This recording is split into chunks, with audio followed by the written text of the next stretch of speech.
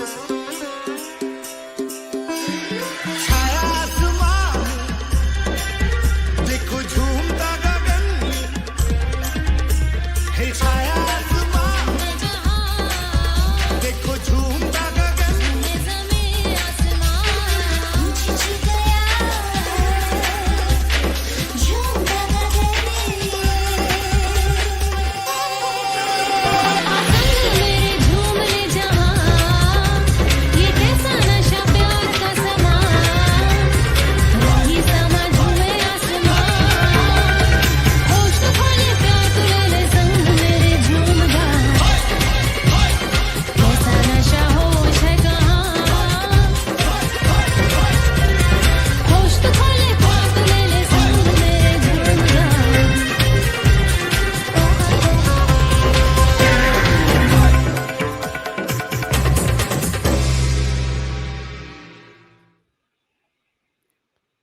Hello, hello, hello. I think the music just ended. Hello, hello, hello. We are live in the star room. Welcome, welcome, welcome. This is G, and we are we're doing our smudge, and we're doing our cedar, and we're going to set the tone, clear the space for our Starry Night Live. It's Saturday night. What's the date? The day before the eclipse, right? Yep, we got a new moon eclipse, solar eclipse, 29 degrees of Virgo. Do you know where this happens in your life? Do you know where this happens in your chart? Yeah, I think it's a big deal.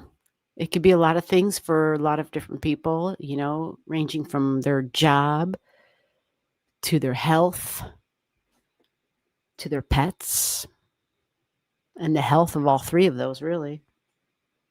The routines of all three of those things, but healthcare in general as well. Yeah. All over the place, all over the country, all over the freaking world, right? Different places going through different things where it's a rough time, that's for sure. So our day-to-day routines and Mercury is a big deal. A big deal. Mercury is the ruler of this eclipse. And because it's at that 29 degrees, it can affect the 0 degrees of the next sign. Because it's 29, right? Yeah. And that's strong. I know, right? Could I burn any more? But yeah, so new moons, new beginnings. We start a new cycle. But keep in mind, it is a south node eclipse, folks. And that south node represents the past, and it does represent like a ending and a closure, like something we're kind of walking away from, or putting away, or putting on the shelf, or putting it in the closet, or giving it away, or just something that it's now no longer going to be part of my job, my tasks, my daily routine. It's not going to be a part of it any longer. So it's always that, that being flexible and learning how to work with change, for sure. But 29 degrees is a big number. It's a big number. So let's see what's going on. It's Saturday night and it's 9 o'clock. It's actually 9:03. So we're trying to start at 9 o'clock instead of 9:30s. I know I haven't changed my thumbnail yet, but we're kind of winging it. I'm hoping this can be, I can stick with this 9 o'clock start time. So I saw it earlier and I left it on the screen when I was about to begin this. Yes, this is the last live on YouTube for September, because next week's live stream will be the private lives. Thank you for putting that up there, Christy. It will be the private lives, which is kind of the same format, but it's private. It's just not on YouTube. So people usually tend to talk about, and more things are talked about in general in terms of their chart that are a lot more private, because it's things that people aren't going to necessarily want to talk about, while there might be, I don't know, intruding eyes and ears and whatnot, right? Some people are just uncomfortable.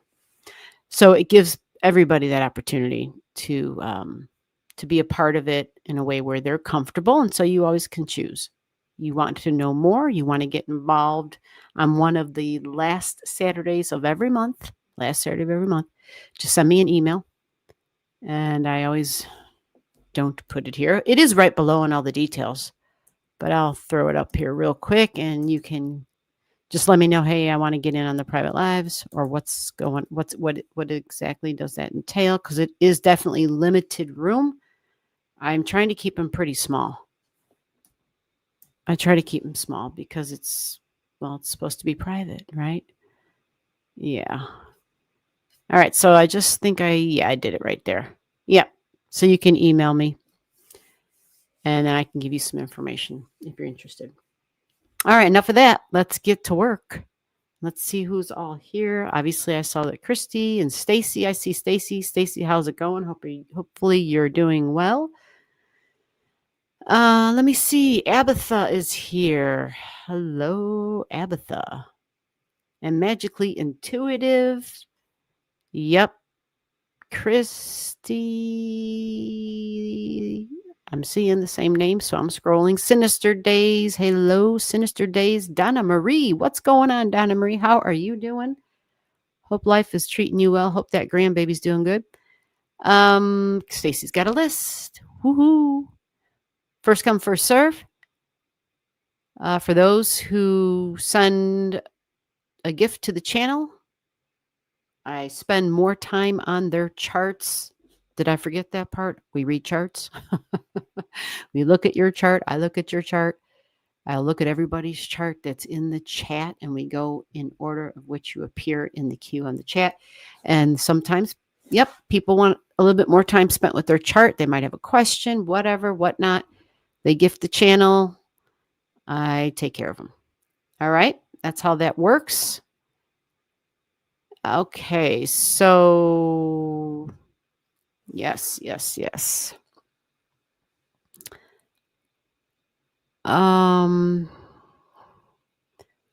Hello, team. Oh, Teamwork's here. What's going on, Teamwork? How the heck are you doing? Yeah, right. Everyone's like, Stacy, how you feeling? I know we had to boot her out of here last week, right?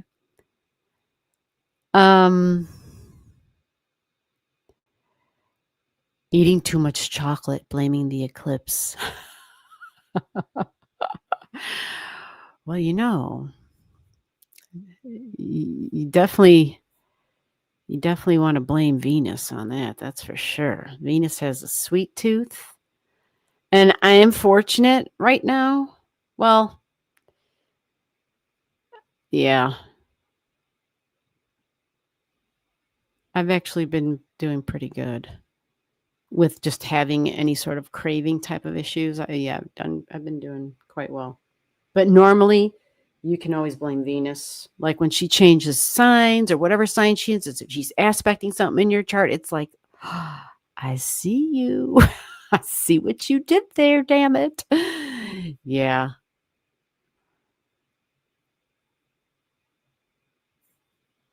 All right. So let me get this this chart for Stacy. I think she said she was number 1. Where did that list? There it is. I'm like, where did the list go? All right. So again, we're going to try to get this done, folks. I'm trying to minimize my time if possible. Really, my eyes, like the Neptune at the 0, my eyes are starting to bother me again. And plus my days start really early now. And so I'm really, my goal is we'll be done with the live stream by 11 o'clock. So 9 o'clock to 11 o'clock is my new goal. For right now, obviously, we're always going to be, I just got to, it's being Mercury. We got to roll with the changes and just see what works and then constantly adjust. I'm willing to do that because it's just life. It's just life. Oh, that's not the list. I'm like, how are you doing? Okay, yeah. I am, see, my eyes. Where did that damn list go? I clicked on that because I thought that was the list. There's the list. All right. So here we go, Stacy. And so folks, let me All right, Stacy, you said you want the link. Okay, folks, let's see what we got here. Let me get my link up here. There we go. I hope that was right. Yeah, that's right. Okay, let me scroll down here. And we'll go like that. Okay. All right. I put the link there. Stacy, chart for HKG.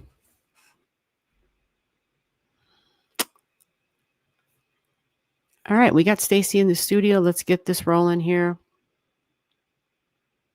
Hey. All righty. Hello, hello, hello. Hello. How's it going? I'm hanging in there. Hey, this is the chart for HKG that we were going to look at again. We looked at All her right. last week. Yep. Let me get it on here. Let me go and in my brain, I'm like, HKG, who the heck is that? I know. I barely remember this past week. I'm like, Okay, so we looked at it last week, and what else was I looking at with this chart this week? You have to gonna give me a refresher. What was I? Was there something in particular that I, or that you? Well, some health issues. Yeah, I remember that. Yeah. Yeah, and so we were looking at her blood. You said you saw some nerve stuff, but then there was some issues with the issues going on right now are with her blood. Mm-hmm. There's a marker in her blood that they're trying to figure out what it is. Right, and I spoke about. Holy shit! Are you okay? What's going on over there? Me? Yeah, I sound like I don't know, like you crashed to the floor or something. What the hell? No, I drug my plate across the table. Oh, okay. Yeah, well, that came in loud and clear. Yeah, Sorry. I I didn't was want my like, dog to eat my pizza. I understand. Or I'd be eating my dog. Okay, so let me do this. Let me remove this because we don't need that necessarily. We just really kind of need. Okay, so the nodes are at 23. The north and the south nodes are at 23 degrees in this person's chart. But that's not all. And why does that matter? Right, that's Aquarius, okay? Uh-huh. That's Aquarius energy. And like Aquarius comes up kind of big because Aquarius is at 0 degrees in Capricorn in her chart. And so, if we don't think about like shocks and surprises with Aquarius, we definitely know about technology, and we definitely know like the whole telemetry thing. And so that goes along the lines of, gathering information. Right. Gathering information. So I remember about there was a Venus and there could be confusing information. I'm sorry, Venus. I said Venus and I'm staring at Mercury and confusing information Yes. or maybe misinformation or just, you know, wait. I remember saying something like that Yeah, too well, in see, terms I of, guess for the past 11 years, there's been yeah, all there's a these lot of markers in reasons. her blood work has been odd, but nobody's brought it up. Well, And odd is the perfect word. and 23 is all over this damn chart. yeah, and then all of a sudden this n- new doctor where her sister works um, has been like something's not right, and so he sent her to a blood specialist. And then they started throwing the C word around. Mm-hmm. And me and her mom, who's my best friend, were talking. I'm like, if she would have been dead a long time ago. You know. Right, cancer for 11 years and she didn't know. Right. I said there's got to be something else going on. They know what the marker is, Mm-hmm. and so we're not doctors, but we can't Thank even. you. Yes, I definitely am not. I mean, me and her mom are not doctors, Yep. so either. So it's like, yeah, we can look up all we want on Dr. Google, But Hmm. yeah, nobody. I'm like, if it was something urgent to me, they'd be like,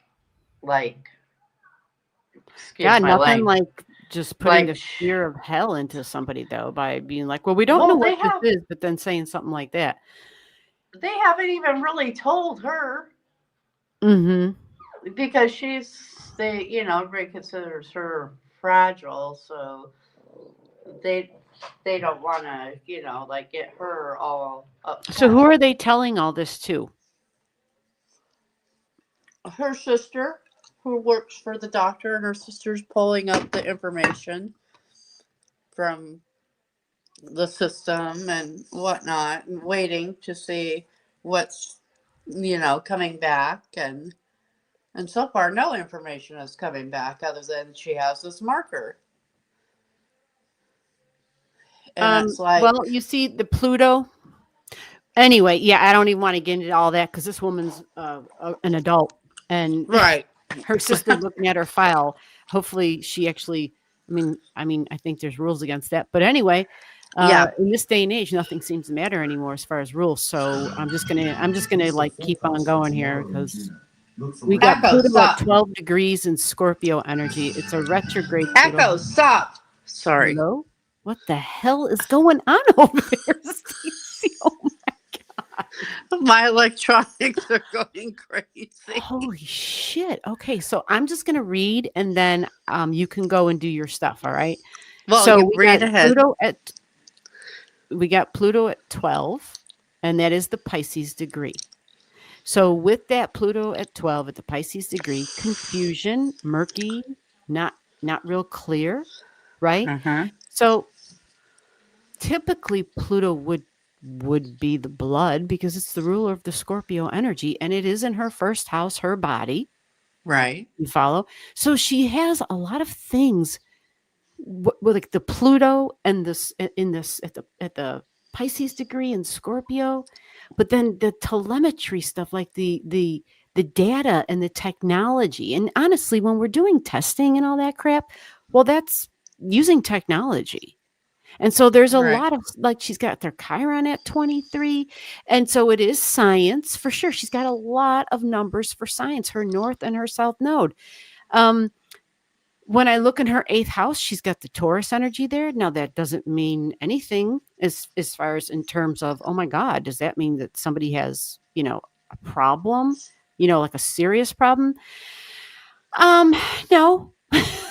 No, it can create an intensity with emotions for sure, because we think of the desire energy. But what concerns me the most in this chart, right off the bat, like I said, was the Uranus stuff.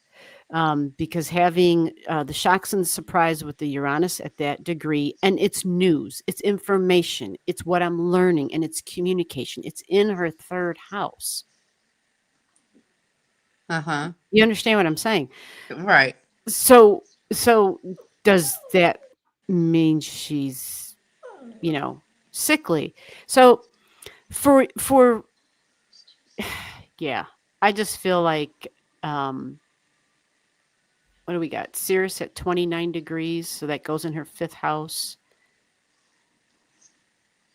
Yeah, the one marker in here that I can see that would be strong, and I hate using the word marker, but signature is the Pluto and it's a retrograding Pluto as well. So it makes Right. it way stronger.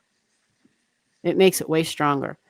It was not out of bounds though at her birth, so that's good that it's not a retrograding and an out of bounds, but revealing something that's hidden and that's likely going to be confusing. And that's the wicked combination of Pluto and Pisces energy. Because Pluto is stuff that's below the surface, right? Mm-hmm. Like you can't see it. But then Pisces adds confusion to it. So do I see anything else that's because Pluto, to me, it's pretty hard to combat against Pluto energy. Now, if you Right. look across from Pluto, there is Venus there in an exact opposition. But this is in her seventh house, though. This Venus is not in her, like in her eighth house or anything. It's in her seventh house of partnerships. Right. significant one-on-one relationships and possibly, like open enemy type stuff. There's a lot of Venus markers or signature points I'll say in here, other than her Venus at 12, but her Jupiter too. So that can kind of add to things like this really strong, like desires, but of partnerships, desires that are really strong. So how does she, I mean, does she know that you're doing this, that you're looking at her chart and you're checking all this out and stuff? Oh, her mom does. No, she doesn't. Oh, God. Okay. So, all right. Well, this, Yeah. Yeah, this is like between I me mean, and it would her. be different if she was like, I don't know, underage or, she's a grown woman and maybe it's just, And I won't say anything to her about it either, you know. well, especially if she's not asking for this, No. No. that would be a big thing. Right. So the other thing too I want to point to real quick is the Pandora at 0, right? She's got that, which is opening up in like a can of worms. And so now it's the 9th house. It's Cancer energy, so that might reflect something from the past. Family comes up though for sure, an ancestry, but maybe hereditary. Like, is there anything in the family line where there's Yeah. been difficulties? Because this Pandora and all this Cancer energy trines all this Pisces stuff that she's got. She's got objects. She's like at the 1 and the 0. There's Jupiter and Uranus. There's Jupiter and Saturn at 1 and 2, and then her Mercury at 2. So that can create some difficulty, especially with the news and the information, and possibly even her mind. Possibly even her mind. But when your mind has Pisces energy, there's confusion. There's, yeah, things are a little, yeah, fuzzy. And so does it seem like that's been part of her life in a way? Yes. Okay. I've known Well, her since she was born, so yeah. I mean, I guess my point is that this this is part of her life. Yeah. Because even having a new moon in Pisces, which is what she was born under, that means her sun and her moon are both at 27, which is the Mercury degree, but it's in Pisces. The Mhm. other thing too is that new moon in Pisces is right on her 6th house cusp line, which would be health and health routines. Right. And it is hospital energy, and it can be Right. medicine and drugs, right? But it can also be a little, like very creative, but also confusion, right? Can be addiction too, by the way, but we'll just leave that alone for right now. We don't need to add more to this than we've got. But the reality is that when a person has a new moon on that 6th house cusp line, the line of health, there's probably going to always be something that this person's dealing with, Yeah. whether it's real or imaginary, whether it's, yeah, I hear the dog. She's not happy. So, She hates me. There's kind of a running joke about this person is that if she gets anything, it's something that's strange, something that's well, nobody else in the you world said the would. word odd earlier, and the Yeah. 23s all over the chart is unconventional, different, odd, unique. You Yeah. follow? So that's a theme on the whole chart. I mean, her north Yeah. and south node are at 23. Her Chiron, wound of my body, also my mind, also in the way I Uh-huh. think and communicate and learn, at 23 degrees. You follow? Like there's a lot of 23s, other even like Celestia's at. So these are anytime you have this repetition of this degree or any degree, that's like a theme, a lifetime theme of different, unique, unconventional, never been done before, right? So Oh yeah. that's all over the chart actually, in Yeah. lots of different places. So, um, yeah, In fact, when she was little, it was always kind of like if something happened, it'd be like, well, look for something out of the ordinary. you know, but it the Venus degree would comes up be, a lot here too. yeah. I'm seeing Venus a lot. The 2 degree is just everywhere in this chart. I mean, with Jupiter, with her Mercury, with her Saturn, like there's a lot of it. And so, that's desires. And if we're not aware of our own desires, people don't realize how they create things in their own life. And it has to do with their desires and not realizing that there can be a negative effect to that if we're not aware of what it is that we desire and how, there can be these other consequences. And having the 23 degrees might be a little tricky. And definitely her Mercury is challenged in Pisces. Definitely challenged. All right. Okay. So the next person is going to be Abatha. Oh, thank you very much. I appreciate that. You're welcome, and thank And you, G, Yep, for you're looking welcome. at that. I know Okay. that she is just like, will you just pay attention to me? I've been so sick. She hates me. She's Oh, like, well, do something. tell her to clean the house or something. Oh gosh, it looks like a pet store blew up in here. All right, thank you. All right, you Thank take again, care. G. All right. Bye. Yep, bye-bye. All right, we're moving along. Let me get to Abatha. Abatha, are you here? Stacy said you're next. Abatha, are you here? All right, get in there, Abatha. Let me see you pop up on the chat. Let me make sure you're here before I grab your chart. Going once, going twice. Abatha's there. I want to check for next week. I have an appointment with a neurologist on Thursday. All right, Abatha, I got you. All right, let's take a look. Abatha. Let's go find the A's. There we go.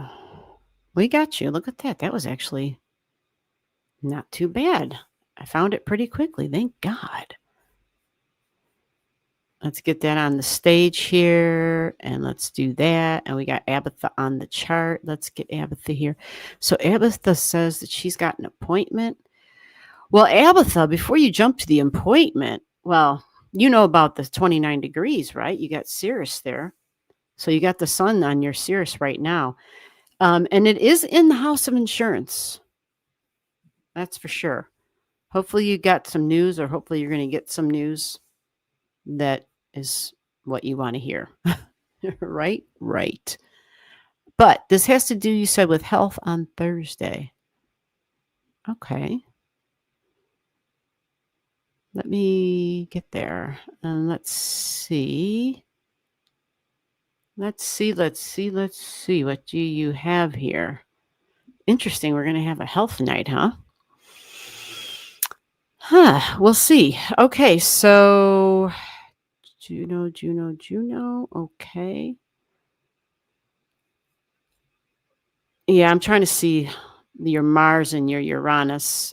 What do we have aspecting them? Because that's definitely the nerves and all that stuff for sure. Having those two together in your first house. For sure.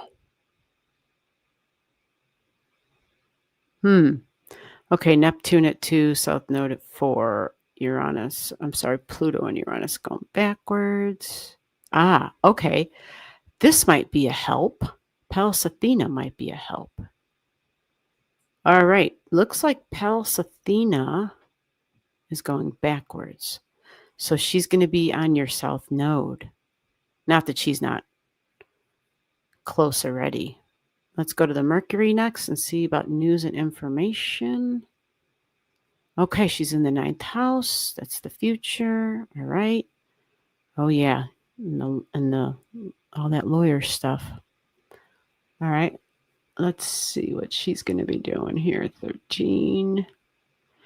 Okay, so that's going to be a square. Stress and tension. Let's see if we get something across the way. Capricorn. You do have something in Capricorn over there. Wow, you have a couple of things. You've got a Uranus-Pluto midpoint. Okay, so Mercury's going to be getting angled up. All right.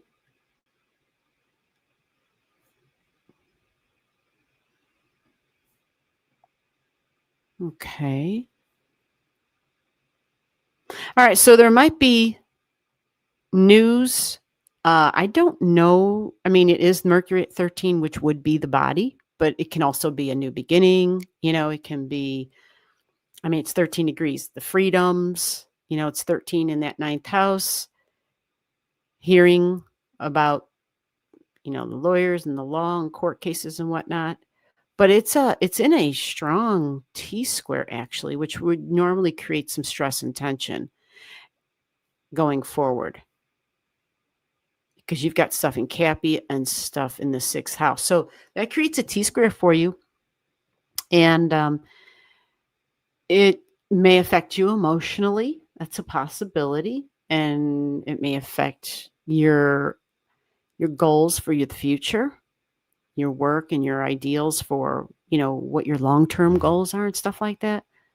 Yeah, Mercury's exactly squaring those objects. So maybe your health and maybe something, I know it's neurology, but when we look at Cancer energy in the sixth house, it can be like women's issues. So whether it's mom issues and nurturing and being a mom, but possibly even like my physical and biological ability to be a mom, that kind of stuff too can be part of this picture because it's talking about health and it's Cancer energy. So let me see what else we're going to have a little quick look at here. Jupiter, Aries. Oh, okay. So your Jupiter and Aries, okay, it's in the third house of learning and news and information. The Chiron and the wound of the body and the angry Aries, yeah, they're backing up and they're actually sitting on this Jupiter energy for you. I'm trying to see the trines we got going here. Okay. So having the wounds, right? Having that conjunct Jupiter means that it kind of just brings more on. Like more information about yet another thing, right? That might create some irritation, some agitation, some anger. It's a possibility because they're both at the anger degree. They're all at the anger degree, but I think it's really more around your body because you have like this lifetime of just crazy shit always happening to you. And yeah. So news and information about that. Now the thing is, it creates like, trine energy to your sun. You got a sun at 21. So as these guys go backwards, they're trining your sun, and you have other stuff up here too. And so that's also related to the future and going forward. So there might be something there because, and it might even have to do with the court case stuff because it's Jupiter and that's a lawyer energy. But as far as like the neurologist stuff, again, looking at this Pallas Athena and this Cheroklo one, these are all in Aquarius, right? Because your moon's at 22 and you've got these other things here. You have your own Pallas Athena across the way in these partnership energy. So, the watching and observing and being a witness to somebody who's going through something, and nerves and neurology, like that's all this Aquarius stuff. So I don't see Mercury being, let me see if she's got if she's going to like be in a position of, she might be in a position of optimism and of good news because 13 degrees can be very optimistic. It might be a little naive even possibly because that's 13 degrees, but I would just kind of throw a wind of caution because the ninth house it's like Jupiter. So it can there can be some overly optimistic emotions and feelings. That's a possibility, and even maybe some exaggerations involved. So just remember that you have Jupiter kind of adding to things and increasing whatever you're feeling and increasing the news, increasing your thoughts about your future, your body, your freedoms. Is this like an appointment that's a reveal of some sort, or are you just going in for like your yearly or whatever? Do you know what I mean? Or is this like the results of a test or something? Like, is this something like that? This doesn't look really, this almost looks like it's routine, but you do have a lot over here in Aquarius. So for me to say routine, for you, that might be normal, but for anybody else, it might be like, oh, it might be out of the ordinary. Plus, you have Jupiter going through your 6th house of health.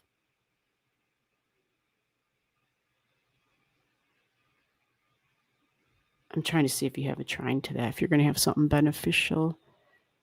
Because your sun is up above, and if we got Venus up there, yeah, you got that. And Jupiter is now at 21 degrees, folks. Jupiter is now at 21. So that's a big deal. I'm so glad it got off of 20 degrees because just too much military, too much testosterone, too much let's fight and let's show a strong, like just too much crazy shit. Absolutely. Just way too much. So at the 21 degrees, we get off of the fighting Scorpio degree, Jupiter. And so to go to the 21, I feel like it can be more optimistic. It's a Jupiter degree. It can be more focused on hopefully the law and justice and humanitarian kind of stuff and, just things that are better for the public and people in general and well-being. Well, if you look at the moon is going to be up there in Scorpio at 20. So Jupiter and the moon will be trining. This is like a 9 a.m. important. That's kind of funny. I mean, like a 9 p.m. Let me go back on this a little bit. But yeah, the moon will be near there for you. Going through all that energy. So in general, I think that,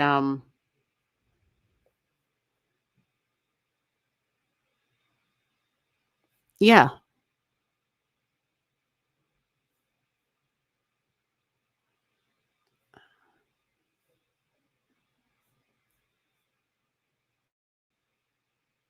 Well, Scorpio is like that super detective and revealing things that were hidden. I just think that when you have that Pluto energy, this might actually be a benefit for you if there's things that are a mystery, having Pluto in the retrograde here, because your Neptune was right there at 2 degrees. You see, so when Pluto came upon it, it wasn't until Pluto did the retrograde. So hopefully, whatever the big mystery is, hopefully they have an answer.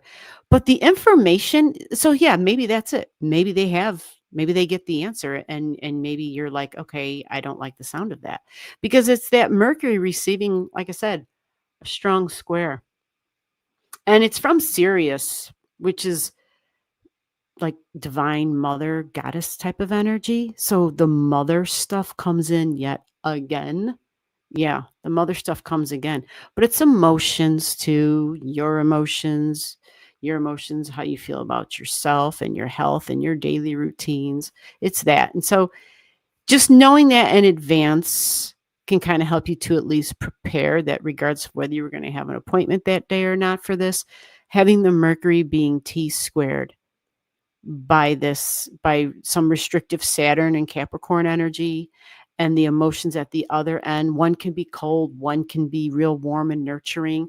And so the Mercury in the mind and the communication's like stuck in the middle. Yeah, it can swing. There can be the high and low swings. So just remember that for that day and be kind of prepared that you've got the planets kind of doing that anyway.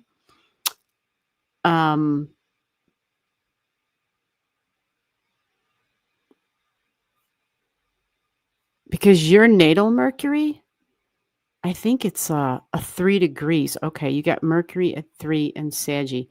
And you have a nice strong sextile coming from the sun. So authority figure energy. And it is in the 8th house. Okay. And that can bring some information about something that whether it's research, kind of like the other chart, blood, but just, yeah, revealing something. Because that's Scorpio.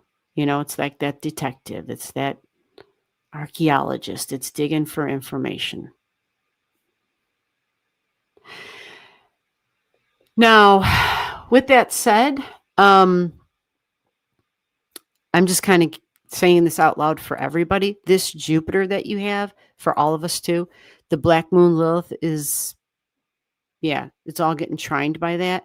And you have objects in those 20 degrees. So because that's there and Jupiter is in a shadow zone, it means that it's going to come back in this spot again, which anytime we have that, Mercury and Jupiter, by the way, sometimes whatever is told to us, we're not getting all the information up front because there might be some confusion.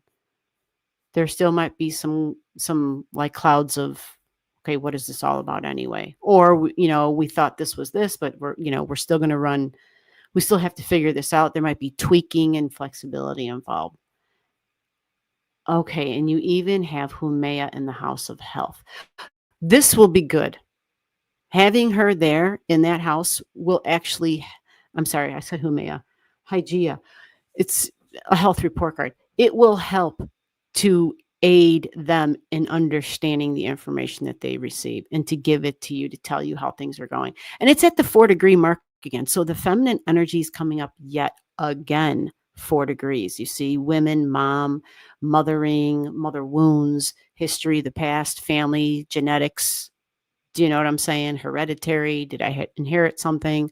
Like all that's going to come up because we got Hygeia there. Me and my damn H's tonight. Oh, that's definitely going to come up.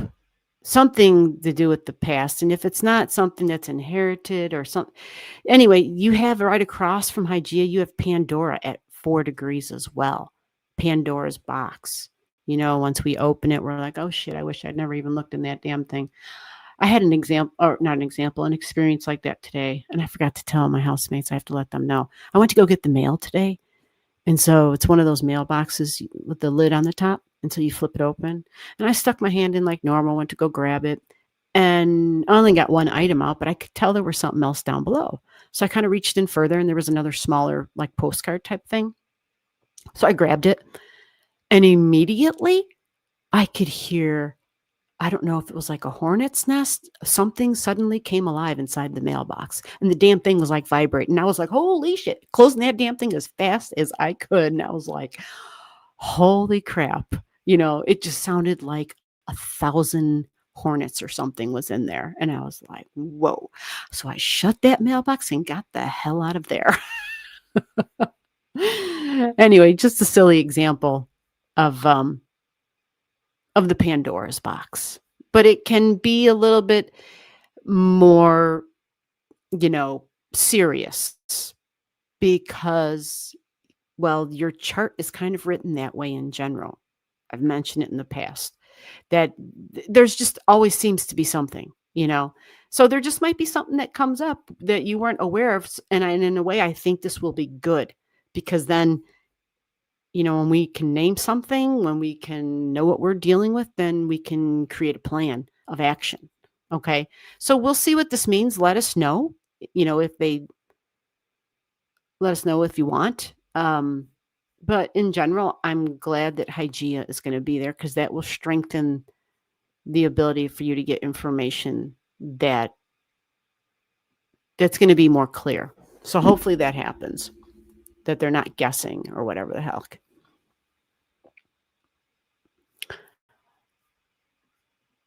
Okay, I think I have a cat meowing. So, hey, I see Steffi G and Gibson and Magically Intuitive. I think you're next because you were number 3. Did I say hello to you? I think I did. I don't know. Once I start talking, everything goes out the window. I just start talking. Magically Intuitive, how are you? All right, guys, so let's get this moving on. Magically Intuitive, are you still here? I think, yep. Magically Intuitive, let me know if you're here. You got to get in on the chat. I got to get this cat. She's definitely meowing at the door. Okay. Let me magically, you got, as long as it takes me to open that door and to get back. That's how long you have. I'll be right.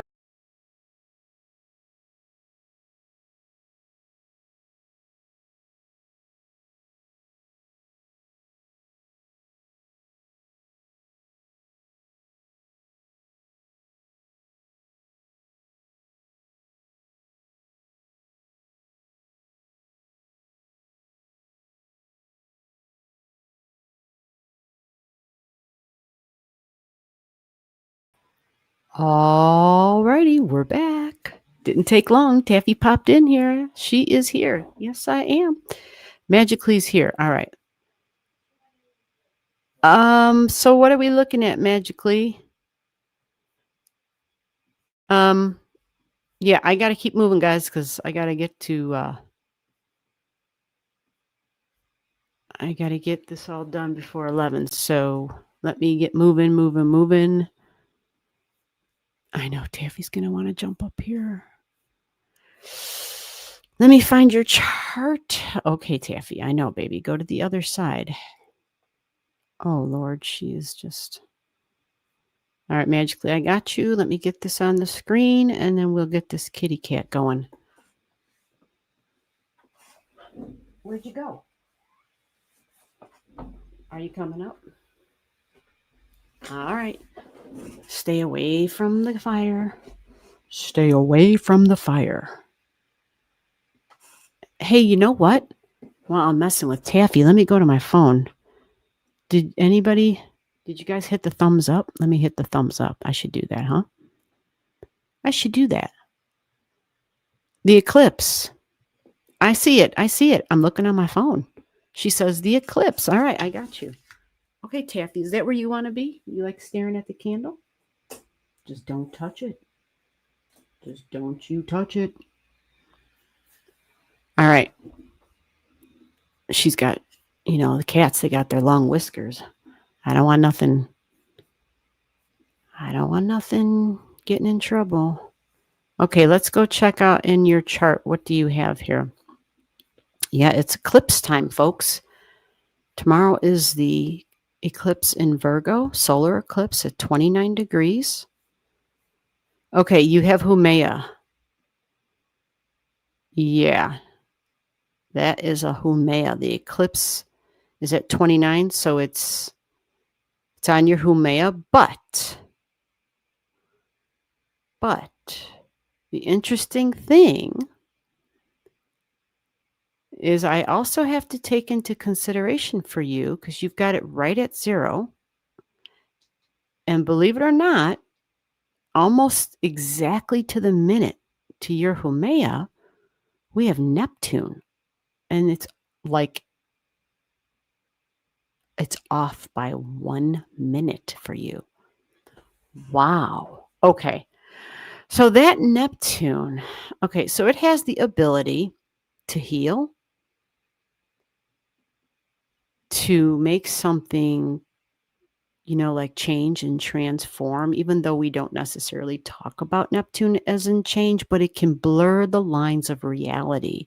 So something that looked really clear before, all of a sudden, it doesn't look real clear. It's like fading away in the clouds even, And so I liken it to, I kind of liken it to what am I thinking of? Like I can't think of it. It's on the tip of my tongue. Anyway, I refer to it as it changes colors, right? Like a chameleon or something. It can change colors. It can change outfits. It's like an actor. It changes the character that it plays even.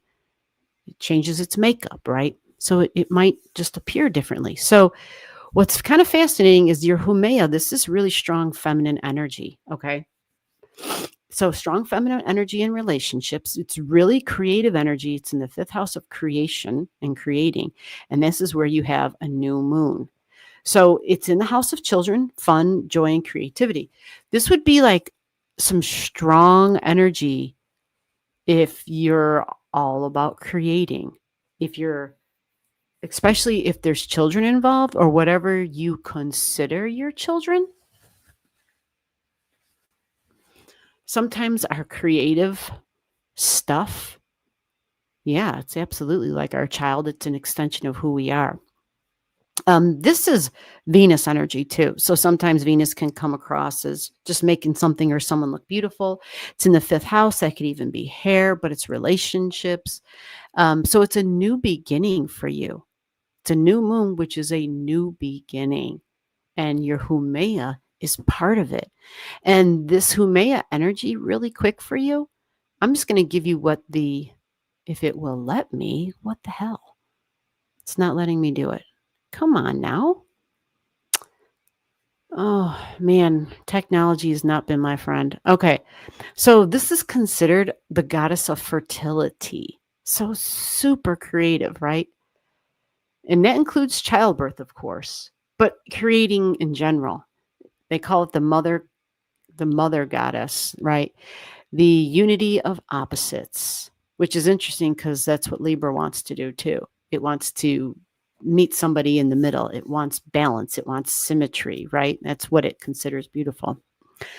Seeking the larger order in the apparent randomness. There is a drive towards ultimate peace and harmony. It's feminine, healing, and creative energy. Bam. 5th house, children, fun, joy, creativity, entertainment, and fun.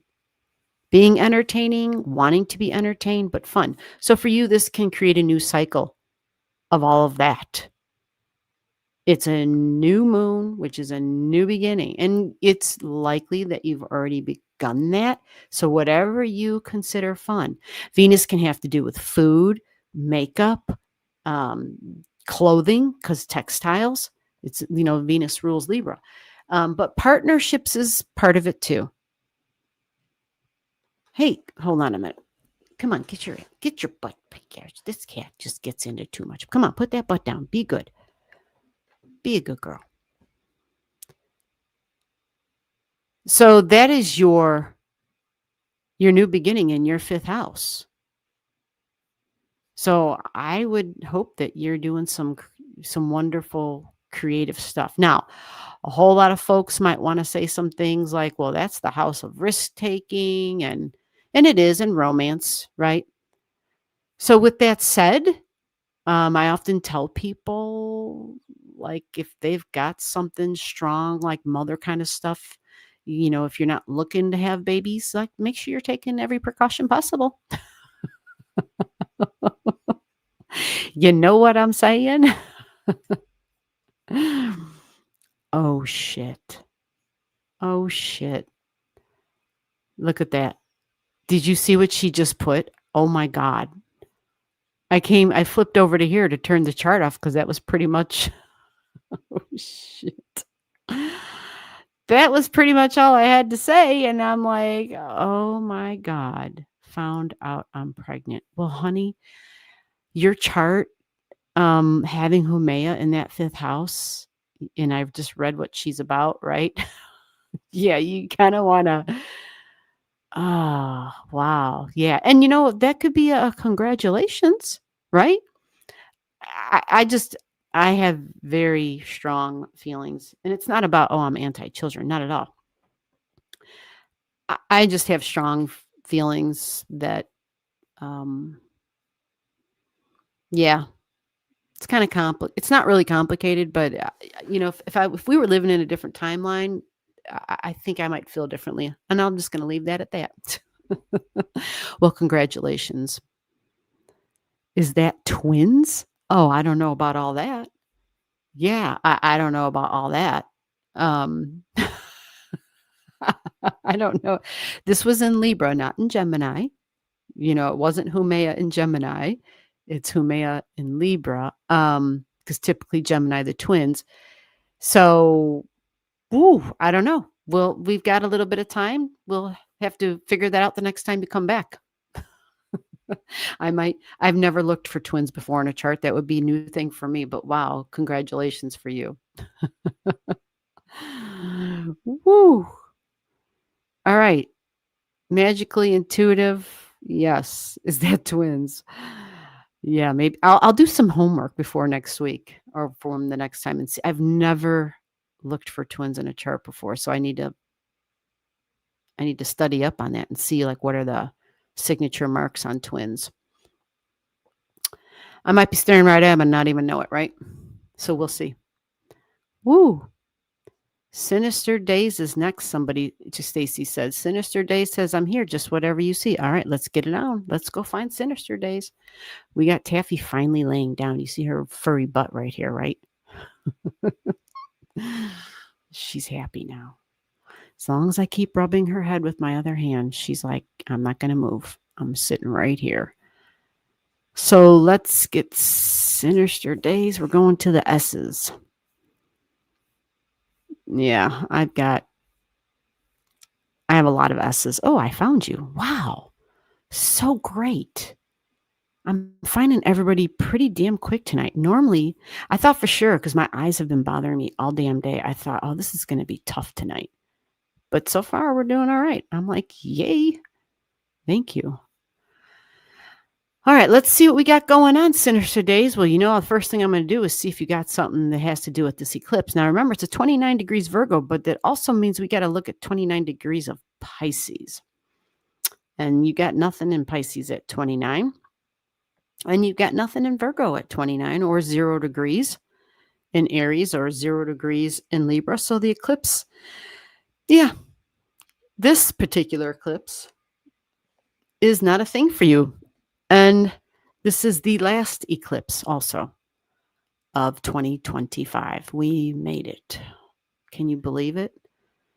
October's in a week or so or some shit. And it's like, whoa, 10 days. All right. So what I'm looking at here, I'm kind of going to keep this here, though. Even though the eclipse isn't a thing, you got Mars about to enter your 7th house. Wherever we see Mars in our chart, that's where we are taking action. That part of the house gets, and the chart gets activated, right? So right now, like Mars is at 2911, your descendant's 2913. So partnership energy kind of comes to life. And what that can mean, all right. So I just wanted to double check to see if Mars was your great malefic. And it is. Now, what that can mean, especially at 29 degrees into your 7th house, that just might mean that, like, if you're in a relationship, and it can be business partnerships too. It's not just significant, like love relationships. It could be anybody in your life that you consider important, anybody in your life that you find yourself making compromises for, right? So it can be anybody, okay? It can be tricky with Mars going through there because for you, it's your great malefic. And in partnerships, and that 7th house being the house of open enemies, Mars gets, 29 degrees, it's extreme, right? So it might be, let me see if you have an aspect to that. Oh, shit, you do. Okay. So you have like a new moon midpoint in your chart at 29 degrees in Aquarius. Well, maybe that's what you're doing here tonight, which is different and unconventional. It's astrology, right? And looking to start something new. And if you are Sinister Days, I can't remember how many times we've chit-chatted, and that's okay. But typically Mars is masculine energy. Okay, so with Mars is going through the 7th house, that adds some assertive, masculine type of energy in partnerships. And they can be impatient. They can be, a little over the top sometimes, a little super impulsive even. But usually Mars in Scorpio can be really intense. Like the word intense is key. It's really key. And let me see if you have anything angling that. Like if it's going to cause stress and tension for you. No,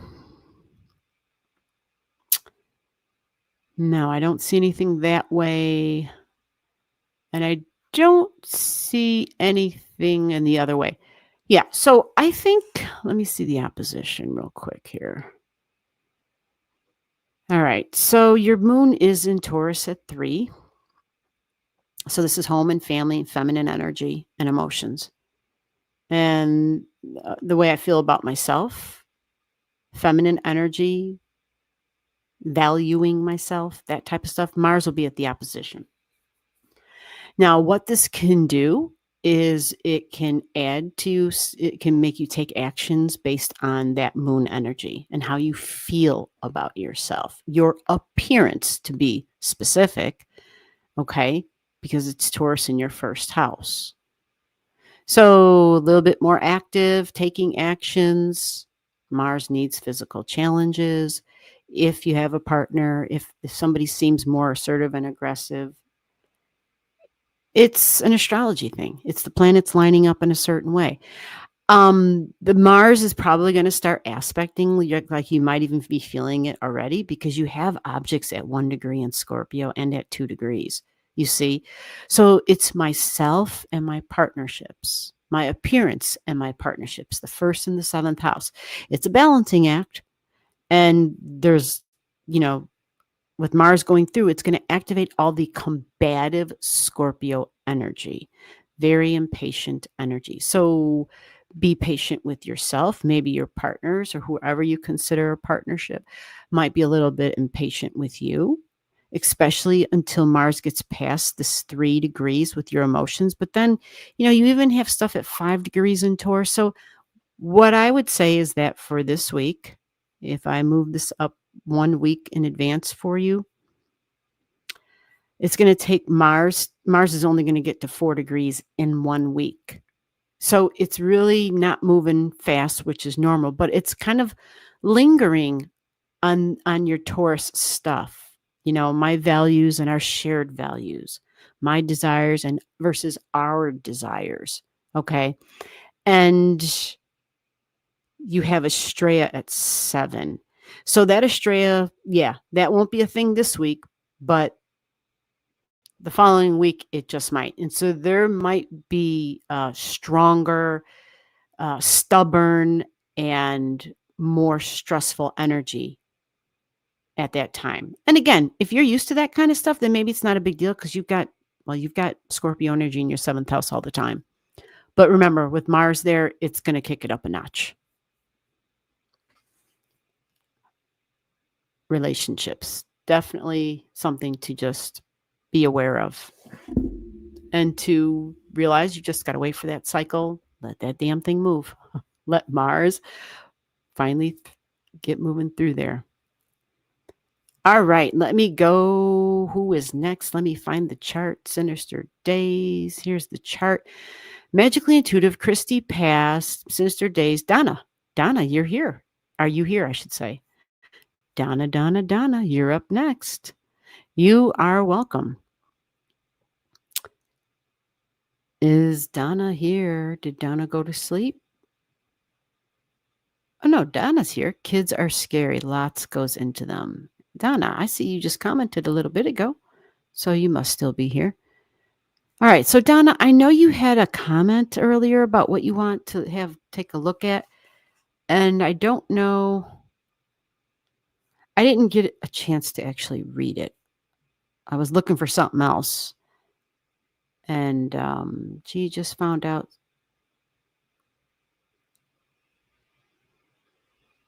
Oh, that's Stacy. Okay, Stacy, I see. Where the hell there it is. I knew Donna had something up here. All right, let me check this other thing. Donna is here. Great. Donna said, I am here, damn it. I am here.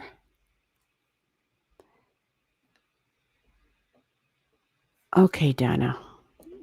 Yeah, we got you in the system. I see. Let me get you right here. Okay, now because I had to move my hand because I needed to use it, Taffy's like, I'm out of here. Girl, you can sit down and chill. Otherwise, she's going to have me up and down all night being her door woman. I mean, if she has it her way, that's That's kind of how she likes to do it. Donna Marie, there we are, because she hears people outside the door. And there's no food in here, but she knows there's food out there. And that is Taffy for sure. She's like, where's the food, damn it? Where's the food? Show me the food.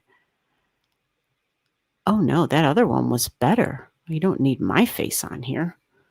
How did I get that small one? Oh, damn. How did I have that? Was that it? Okay. Oh, I'm like messing with tires. Oh, tires. There's no tires in here. Wires was the word. Okay, about what's coming. Here we go. Thank you. About what's coming. Oh, there's a strike at work. I just got a part-time job reading in person. Oh, good. Yep. Good. You've been preparing for this. You've known, you can feel it. You know stuff's coming and you, yep, good for you. That is great. And it never happens the way we think, but there's always like a catalyst, right? All right. So she's saying, what the heck's going on? Yeah, you can blame it on the US. You can do that. It would totally be okay. US has screwed everybody's lives.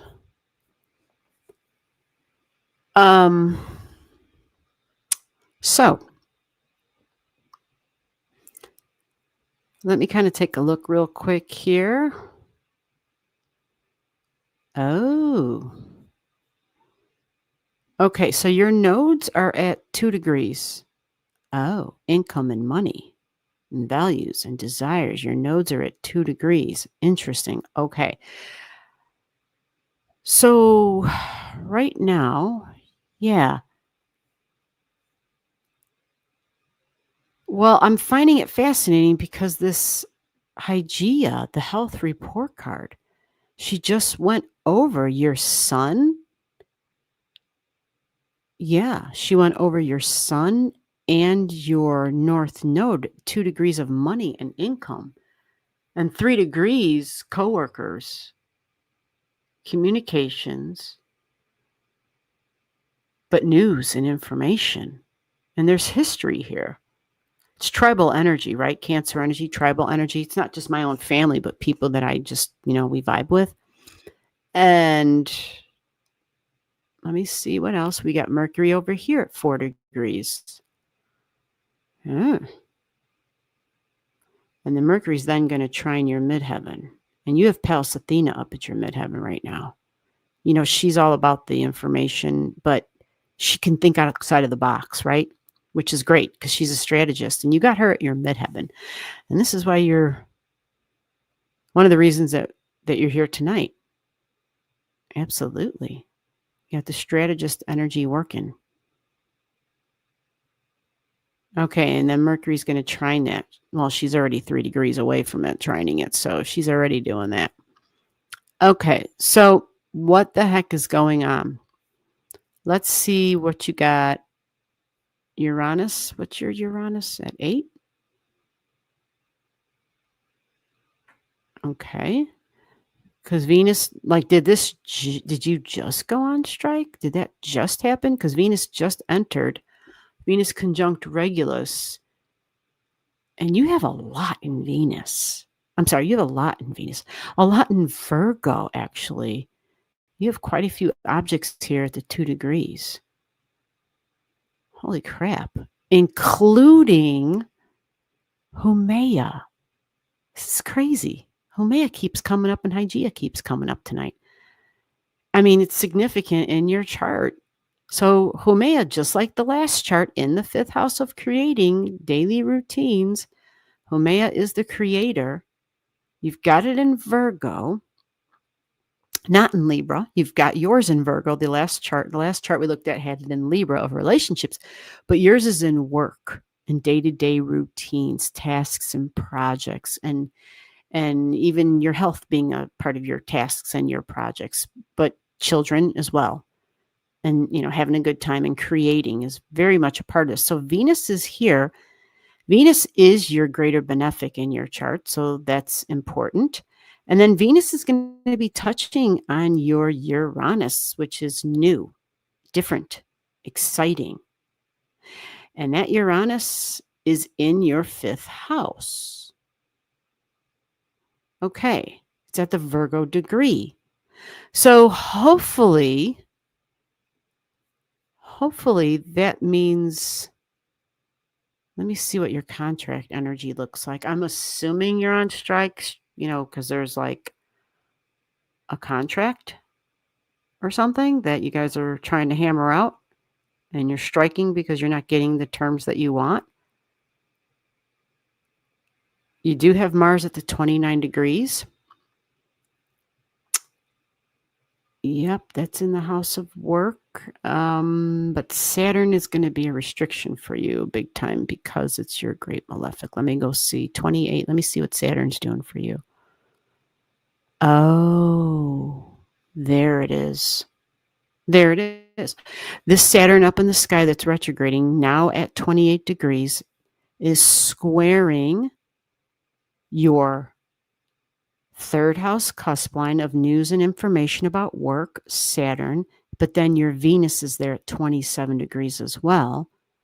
My money, my income, my values, Saturn is creating a square with that. Okay. And this Venus and this Mercury are both in your 2nd house of money and income. Okay. And you're fortunate too, though, because you have a trine to all of that stuff I said you had a square to. In your natal chart, you have a trine built in, which explains how you have something that you are able to pivot to, even though it might not be as grand as you want it to be. The point is that you have a lot of support still here for this. You have a lot of air. And when we have a lot of air, we know how to talk, we know how to negotiate, we know we're constantly in communication, whether it's using technology, whatever the heck, you're able to make things happen and to keep things moving, which is really good. But yeah, this retrograde, now remember, this is a retrograde in Saturn, and it's going to go all the way to 25, which means it stopped at 25 and triggers your Mercury. And then it's going to go forward again. Once that retrograde in Saturn ends, because Saturn brings restrictions and slowdowns. Let me see. What's that 25 over here? You got something in your 7th house. Part of success at 25 degrees in water. You see that? Your Saturn's going to go direct at 25. It's our Saturn too, by the way. I said yours. But you have an object. You have the part of success at 25 degrees in the 7th house. So when that Saturn eventually stands still and goes direct, it's going to have a sweet trine to this part of success for you in significant one-on-one relationships. So hopefully, sorry about that. I didn't realize that was like that. Absolutely lower income hurts the budget. I see that. Yeah, because Saturn can create slowdowns. Hopefully you're able to, you're in a different place than I am, but I'm just saying I'm in the US. I know you're not. And I'm glad you're not for your sake.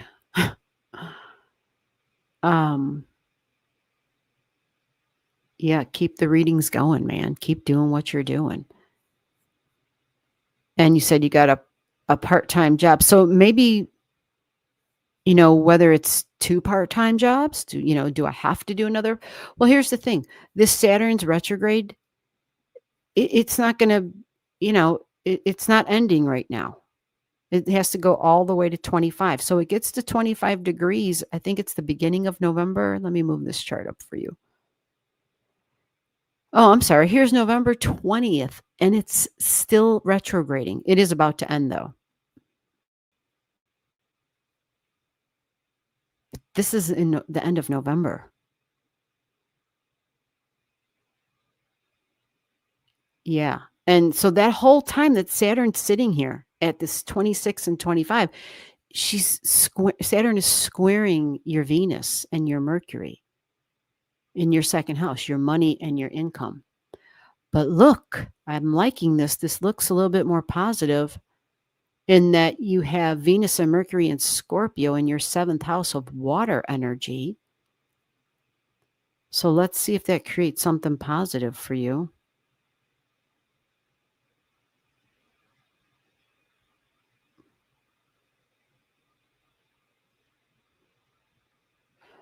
I'm hoping it creates something positive before then, because in water, you've got your sun and your north node in water down here. And you've got your own Saturn at 4 degrees. But because Saturn is your great malefic in your chart normally, and you have a retrograding Saturn, which is a powerful Saturn, which means when it creates restrictions, it's really more than just a slowdown, it's a stop sign. It's like the hand is up and all of a sudden, things might come to an abrupt halt because you have a powerful Saturn. So the Saturn retrograde doesn't end until, November 28th. And normally once Saturn retrogrades end, we usually see the restrictions loosening up. We feel there's a little bit more freedom. But unfortunately, that's all the way until the end of the year. Well, the end of November. But I'm really hoping that you maybe have an opportunity to get something better happening before then. Because when Mercury and Venus, my money and the communications about the money and writing, even Mercury, especially if there's contracts, because you said strike. So, but you know what? Well, no, actually, if it ends up in the earlier degrees, that's better because Mercury and Venus, yeah. Okay, so we're talking Mercury's going to get there. I know I have this on the months. Let me back this up just a wee bit.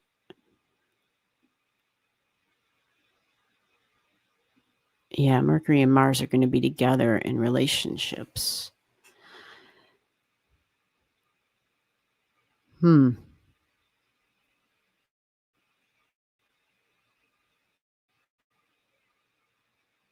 Okay, so we're talking the beginning of October.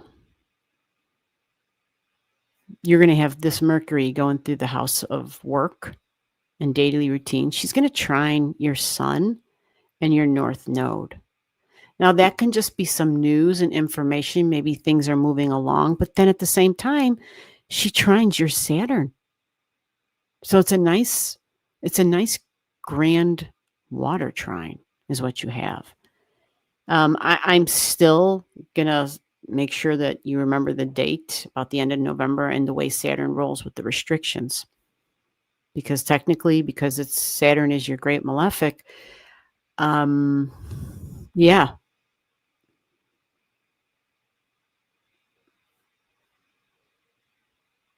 Yeah. Yeah.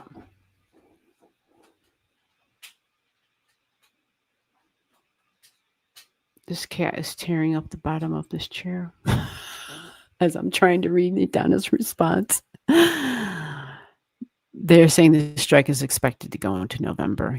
Well, Saturn shows that for sure because it's the restrictions and the slowdowns, and your money's definitely affected. Your Venus and your Mercury are right there. They're part of it. So maybe you'll get some good news prior, but just keep in mind about the Saturn, the end of November. It's not until Saturn goes direct that she lifts those restrictions and things start to flow again. And then, the thing I like about that for you is that this happens at the lower degrees, and that matters because we're going to have a Mercury retrograde in the later degrees of Scorpio. So, yeah, this might end up turning into, where you're. I know you were talking to your hubby about doing this other stuff, and now it's like, well, you've officially been given the green light to go hard and what you've been planning on doing, like because you wanted to kind of stop what you were doing. And that's sometimes what Saturn's little tricky ass does. It puts roadblocks and stop signs and says, you know what? I'm stepping in because you need to be doing this other thing. The hard thing about that is, like you said, it can be less income, especially if we're new at something, right? Or if we just haven't had the time to really, put time into it. So you now kind of have the time, right? So you have it's just look at it as the universe's way of stepping in and saying, go at this, give it a whirl. Absolutely. You already know about it. You already have been doing it, but now you're gonna go ahead and do it. Striking and now lower income. Well, yeah, I got that part. Let me see what I didn't read. They are saying strike expected. I'm doing my best, yes, to make sure I'm doing the best I can to help. Yeah, I know it's really hard. It is. And it's upsetting as hell. You've got the moon degree with your Saturn, moon and emotions. So my work and my emotions. And setting up for my long-term financial security, like that's there for you, like it's right there in the chart. So I understand what a big deal this is. I mean, I know everybody wants to have long-term financial security, but when you can see it in someone's chart where it is a truly big deal for them, because it's just there by the degree and in the signs, yeah, when it affects the emotions, it can do funny things. And so you just want to use all your fire energy to stay optimistic and to just blaze that trail, sister. Blaze that trail.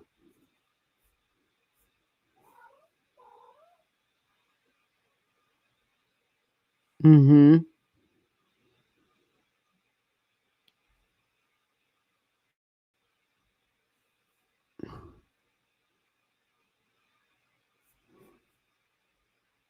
Somebody asked a question. Let me do this so it doesn't look confusing. Let me see if it's going to work. I saw this not YouTube, StreamYard. Okay. Every week there's something new here. And let me see if this will work.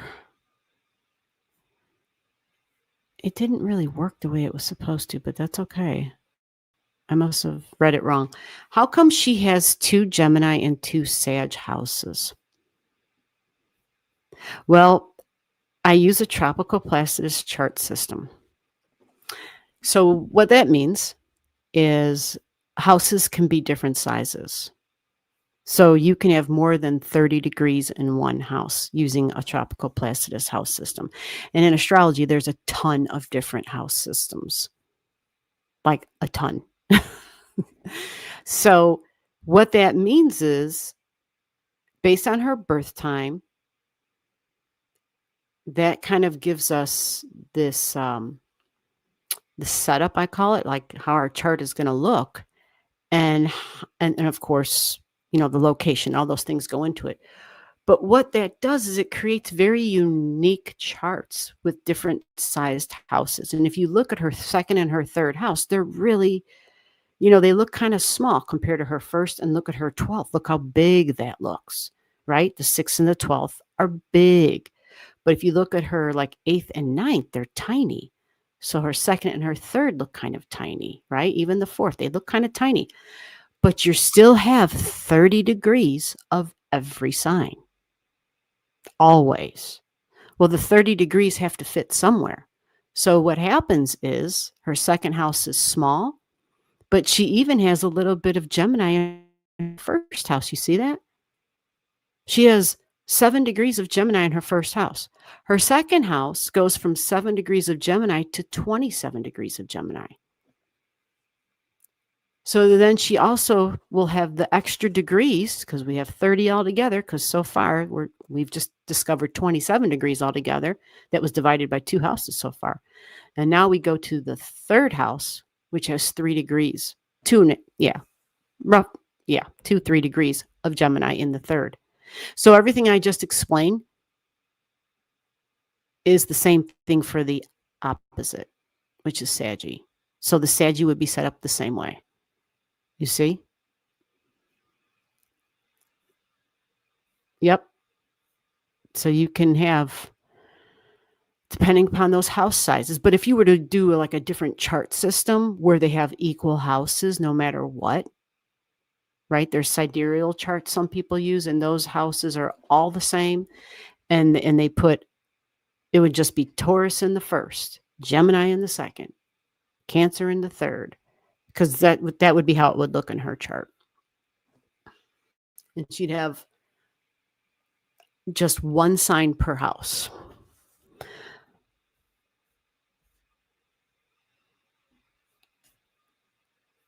Okay, Donna, yeah, it's because I'm a cusp and so many person. Yeah, and that's why I use this system, because I found that for myself, it made more sense. It's more complex for sure, but human beings are very complex. And so, I don't know, for me, simplifying it by just putting one sign in a house, I just felt like it doesn't really divulge about the human being and who they are. I prefer the tropical placidus, but everybody's different. So you just got to figure out what systems you like. And some people use switch off. They change up based on where they're at in their learning, because some people find it way easier using a whole house system. You do you, I'll do me. Because some people are like, oh no, this is better. Well, again, it's better for you. All right. So, Donna, I hope that helps. I'm so sorry that you're going through this slowdown, and I hope that you have excellent success with.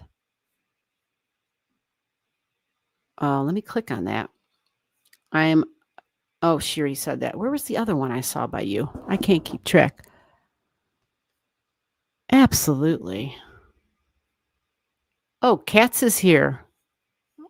I didn't even know that. Katz is next. All right, let's get there. It's 10:27, and yeah, Donna does readings. Okay, so Donna Marie. So is this the name of your YouTube channel? Or did you have it under a different name? It felt right to start making steps to do readings in person. Yeah, so you already started, and hopefully you're enjoying it, and hopefully it's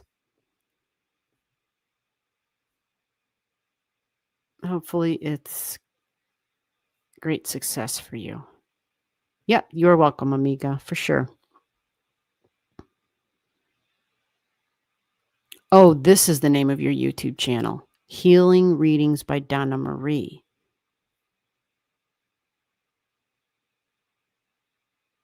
Okay, there we go. Healing Readings by Donna Marie. Very good. Okay. Excellent. Yeah, I've had a reading by Donna actually too. I absolutely did. And I would agree, Stacy. It was a very good reading, and sometimes you just kind of, you just You don't want someone to read for you that you feel is, I don't know how to explain it. Maybe it's just me. I'm kind of picky, I guess. Like, I have to have that energetic, not so much a vibe with someone because I didn't even know Donna, like at all. Like, seriously, at all. But I want a person, like, I have to vibe with them in a way where they have a level of integrity. And I don't know how to explain it, for me. Um, and Donna had all those things. And I don't ever get readings by people, but I did from Donna. I was just like, yeah, this is a good idea. I'm going to do this because I don't know why, because I mean, I had never met her. I had never talked with her. Didn't know nothing. So, um, yeah, let Donna do some reading for you for sure. All right. We have to get to this person. Cats 420 is next. All right, Cats 420. So let me ask a question. Is this the same Cats or is this a different Cats? Do I have this person's digits? I know we've had Cats, but I don't know who Cats 420 is. And I might not even have the birth digits for this person. I just realized that this isn't, I could be wrong. Maybe this is the Cats that I have in the system. But if it's not,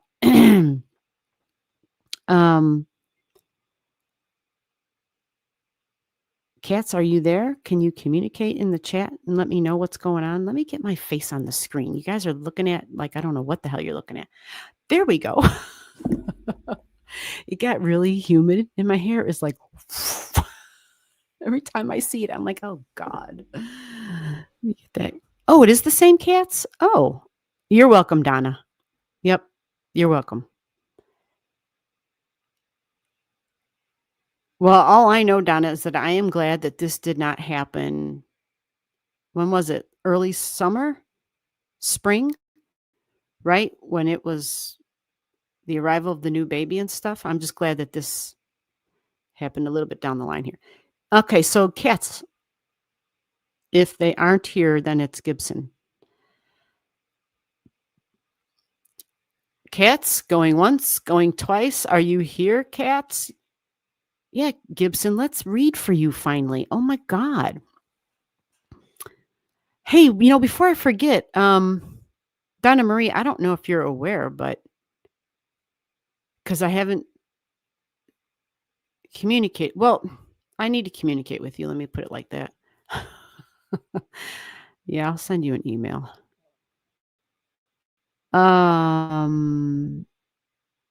Yeah, right?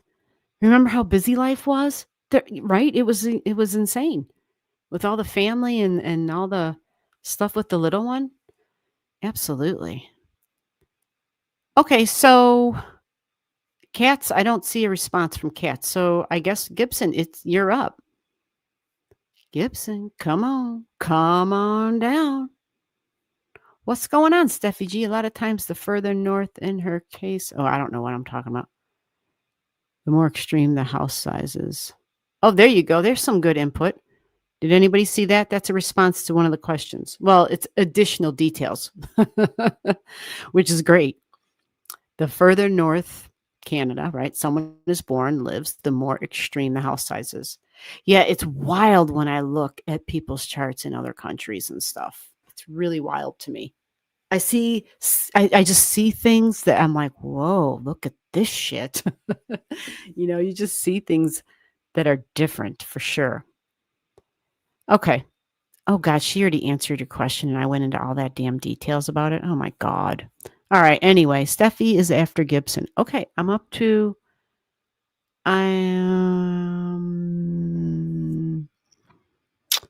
just an eclipse reading. Okay, good. Let's get you in here. All right. Let me get it up on the screen. Let's get Gibson up here. Gibson. Okay. Let me get to the G's. Let me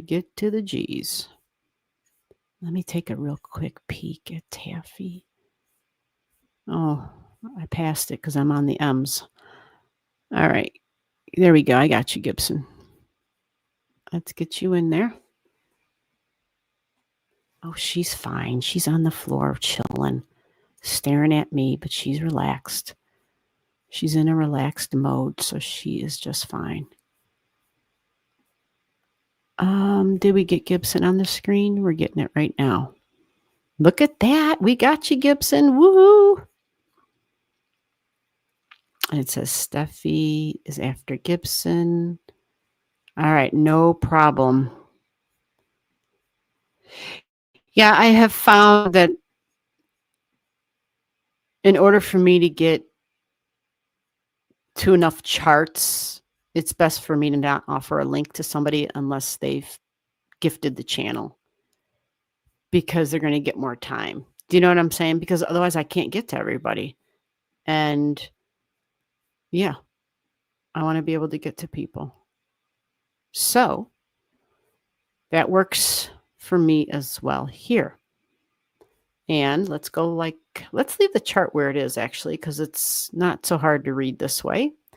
Gibson has something in Pisces. She doesn't have anything in Virgo at 29, but you always have to look at the opposition. She has a midpoint at 29 degrees in Pisces in the third house. So it's a Jupiter Saturn midpoint. So it has to do with possibly your future and your long-term goals. Interesting. Very interesting. Your beliefs about your future, especially because it's in your third house of the mind. Right? For sure. That's the house of the writer as well. The third house, writing, communication, it's sibling and coworkers, right? Pisces energy can be more about meditation and spirituality, but again, there can be, traveling even possibly part of that, because it's the Jupiter, Jupiter getting in the airplane, but it's Pisces going over water type thing. That can be part of it too. But something about duty, responsibility, long-term plans. And so having an eclipse, I know the eclipse is in Virgo, but the opposition is there and it's triggered. And it talks about the beginning of a new cycle because it's a new moon solar eclipse. So possibly travel, local travel, my local community, like where you live, local community, right? Whether it's schools and learning, teaching, writing, like all those good things.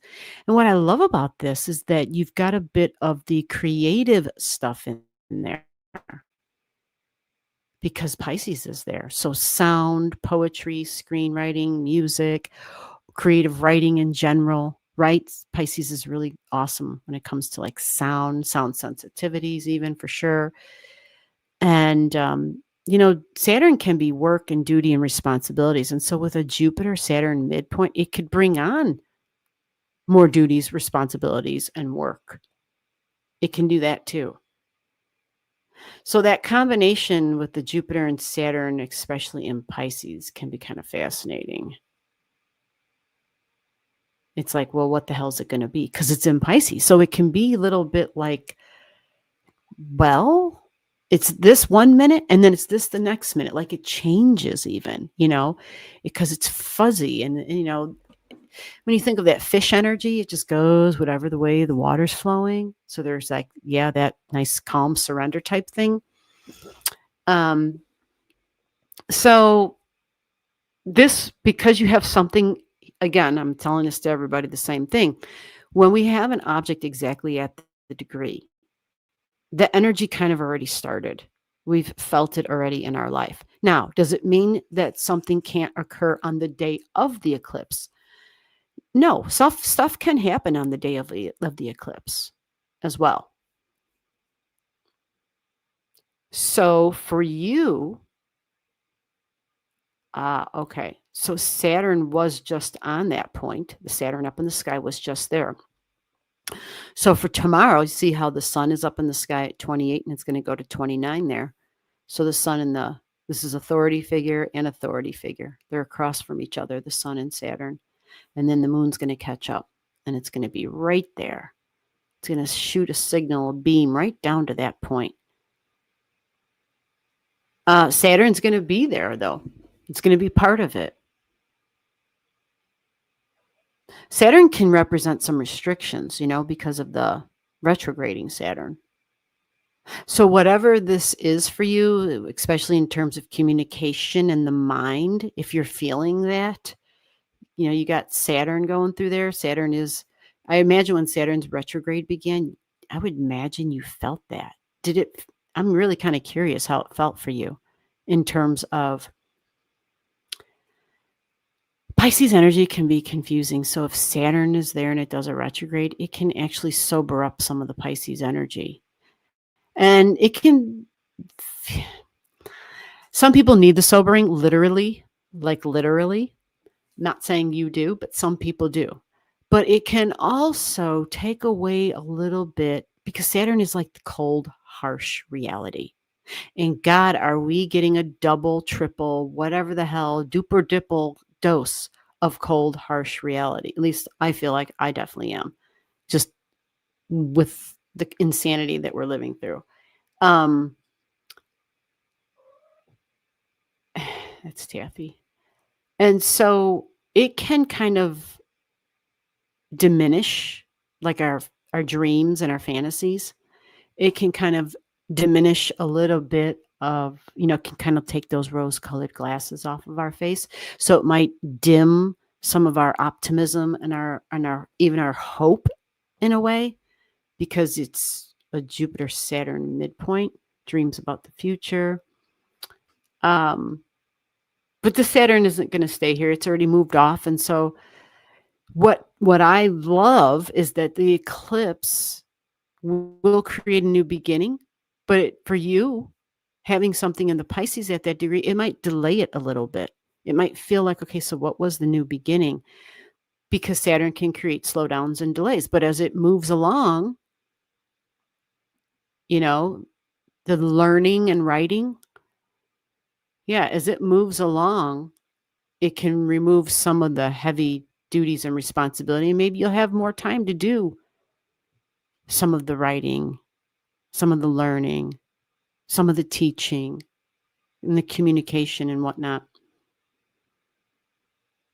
Because once Saturn moves away from it, it'll get off of that eclipse point for you. And that will improve things. That you won't feel those restrictions. You won't feel the slowdown. The burdens and the duties and responsibilities won't feel so heavy. And so I don't know if you've felt like things have been heavy or more than usual for you.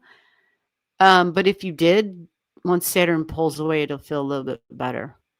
And that's a couple weeks worth that you'll have to wait for Saturn to get further the hell away. Get along, Saturn. Get along. Some people love the Saturn energy, though. And you're Capricorn all in your first house, and that's Saturn stuff. And so maybe this isn't that big of a deal for you anyway. Maybe you're all about this because it's kind of fills your whole first house. You're very heavy. It's been feeling heavy. Okay, I just flipped it over. All right. Oh, why are you passing?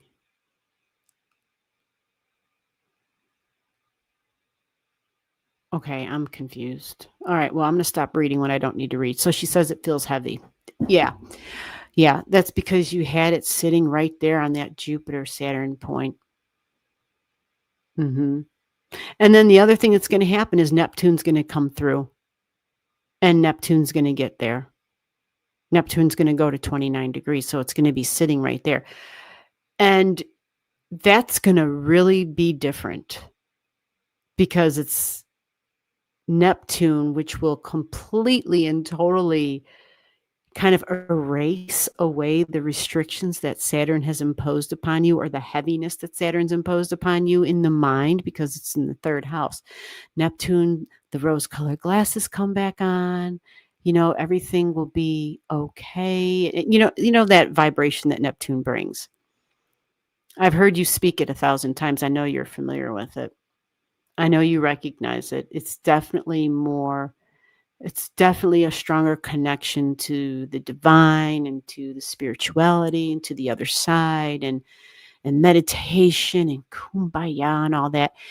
And yeah, that I think will be a big difference for you and it'll feel better for sure. But once that retrograde Saturn moves along, you're going to be all good. But still, you have a little bit of time. Yeah. You have a little bit of time for that Saturn to get the heck off of that point for you. Yes, it will still be in your third house, but once the retrograde ends, what I say, end of November, once it's no longer retrograding, yeah, it'll be a big relief. The burdens, the duty, the responsibility aren't going to be as heavy for sure. Not at all. Yep. All right, I got a kitty cat who just has to leave the room, and she's scratching the door now. Steffi, if you're here, I think you're next. Let me get this door open. Hey, you little beast. You better need to go use it or something when you're clawing at the door.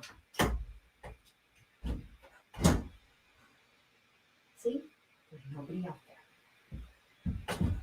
Oh.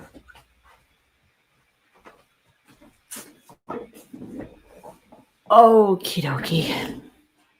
Yeah, you are totally welcome. If I can get a link and it works.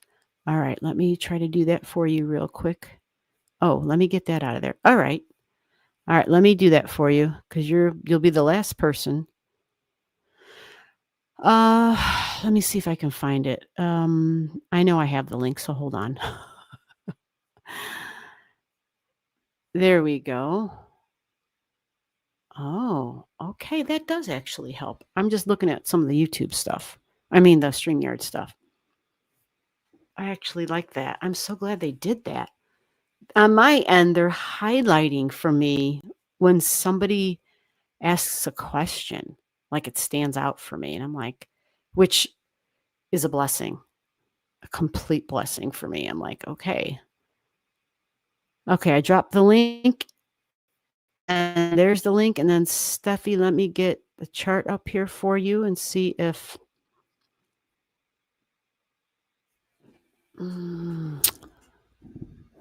let's see what we can see.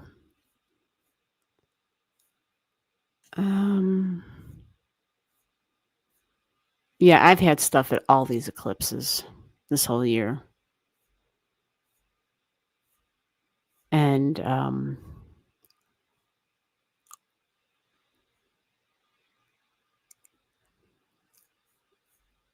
ST, come on. There it is. I see it. Come on, eyes. You're almost there. You can do it. Come on, software. Wake the hell up. All right, Steffi, there's the link for you. So she's going to try the link. And let's get her chart up here so we can see what's going on. Oh, there it is. Look at that. Shazam. Hopefully it lets me know when she's in the room. Because I'm going to go and look at the chart now. I hope to God it makes a noise or something because I'm not going to be able to see it. All right, well. Maybe I can find a way to cheat and look on my phone. I don't know. All right, so Steffi G, what's going on at 29? Let's remove this first for a second. So we'll take a look at her chart. Give my eyeballs 2 seconds of break there. All right, so 23, 28. She's got a Vulcan point. Aha. Steffi, you got something at the opposition of the eclipse. Interesting. Girl, I hope you made that work transfer. Okay, you got a Vulcan point there.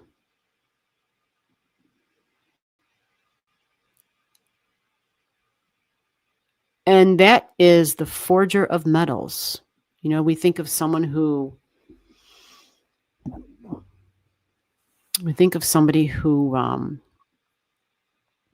can apply heat and pressure to create another shape and another form. So it's, to me, it's a very creative energy, but it is also associated like with the I can destroy and I can create type of energy. I have the power to do both. We all have Vulcan in our chart, by the way. I know I don't talk about it a lot because some believe that it's that it's nothing, that it's not a real thing. It's a speculation kind of energy, I guess you can call it. But you just got to pay attention to it in your chart and see if it's a thing for you and if it makes sense. It's usually always going to be near the sun, that's for sure. And so in the third house, communication, learning, writing, thinking, siblings, co-workers, right? Neighbors. I have to actually read this for you. This is kind of fascinating, Steffi. You understand the true nature of sacrifice. This is what they're giving for Vulcan and Pisces. And you're having, like, tomorrow's eclipse is on this point for you. With Vulcan sitting in the sign of Pisces, you're creative and artistic and a natural philanthropist. You can take a step backwards when it is for the good of humanity. However, Vulcan is also the Roman god of fire. And so hopefully you are not a doormat, but rather you are able to stand firm when necessary. You are aware of God's will and ready to forge ahead when you see the need.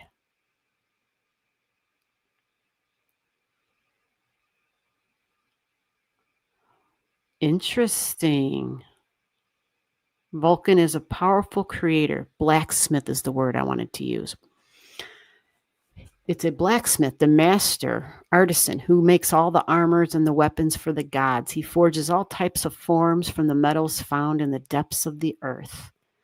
As Vulcan is always close to the sun, he is simply reinforcing that each one of us has a divine purpose and that we are individually part of a divine design and need to find a way to forge this on earth.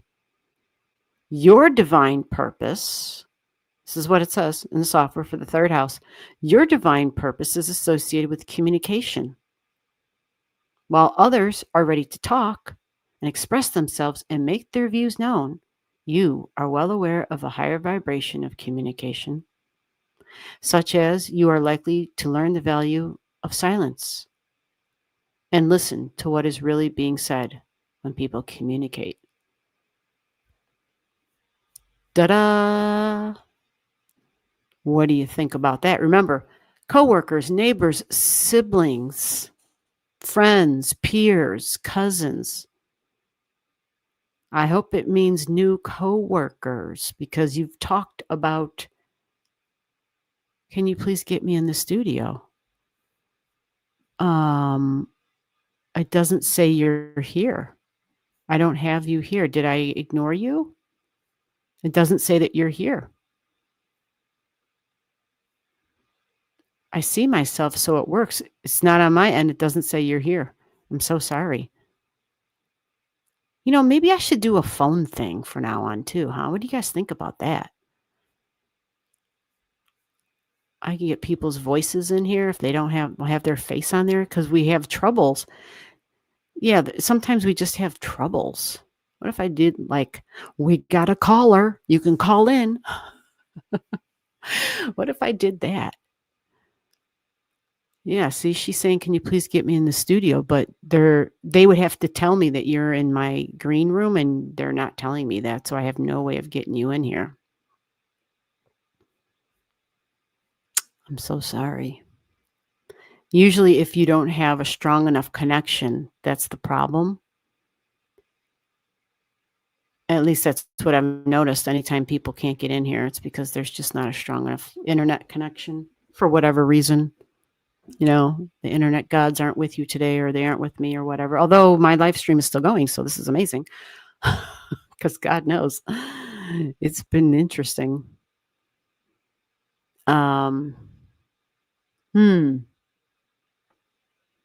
She needs to scroll down and enter the green room. She needs to scroll down and enter the green room. Are you seeing this? Did you see that, Steffi? Steffi's been here before. It says you need to scroll, or at least Stacy is saying she thinks that if you scroll down, you can enter the green room. Oh, yeah. Look she's here. Let's get her in here. Woohoo. Thank you, Stacy. Maybe Steffi did it on her own. I don't know. Hello, hello, hello. We got you. Yay. Yeah. Awesome. No, I did that a few times. Sorry. Oh, that's okay. I'm having a hard time understanding what you're saying, though. It's like breaking up. Hi.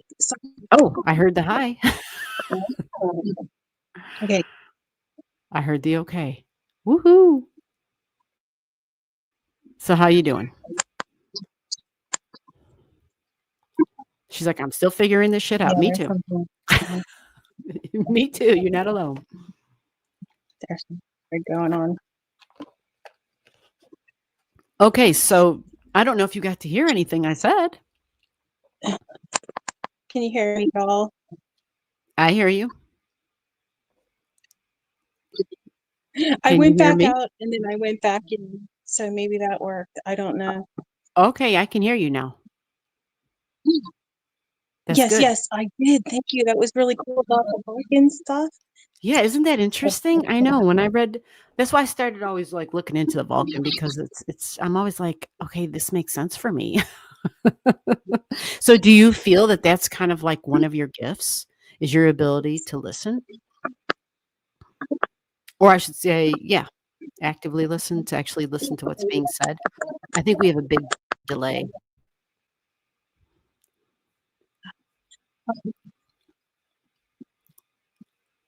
I know I'm waiting because I think there's a delay and she's waiting Yes, to hear. of course. Always need to work on it. Yeah.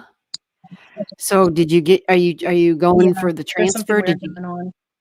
There's something weird going on? Can I just ask you quickly? Mhm. Yeah, you can ask me. Okay. What's your question? I think I should turn a fan on in here. Okay, so I'll just ask and then I'll shut the hell up and listen. Okay, so Since it's our superpower. what I would like to know is if you see a possible transfer. I know Mars is at my midheaven. And then Oh, so you did put in for it. Good. that also my husband's married through bad methods. So Oh, wait, I'm what happened? not I didn't able hear. to I just work heard full husband. time. Yeah, I'm not be able to work full time. So I don't think this is gonna go well. So I'm gonna just log out. Okay. Okay, did anybody understand the question? I got the first part of it, which is, am I gonna get the transfer? And then I heard the word husband, and I don't think I understood anything after that. Yeah, hopefully. Okay, so let's take a peek at this here. Yeah, Mars is now past your midheaven. It was there, all right. It's now past it. Let's see where the recognition. So you put in, which means she put in for the transfer, which is great. Let's see if there's some change coming for her.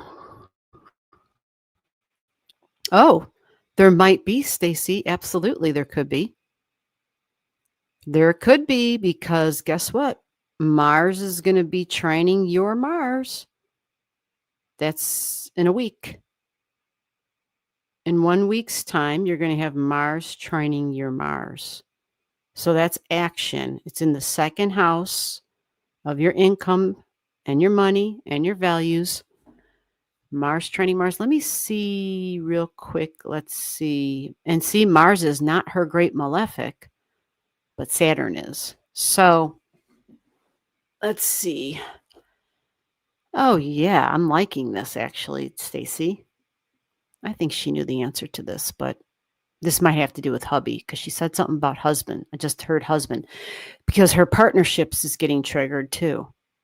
So it's Mars at 3 trining the descendant, right? She's got a 3 degrees descendant. She's got Hygeia there.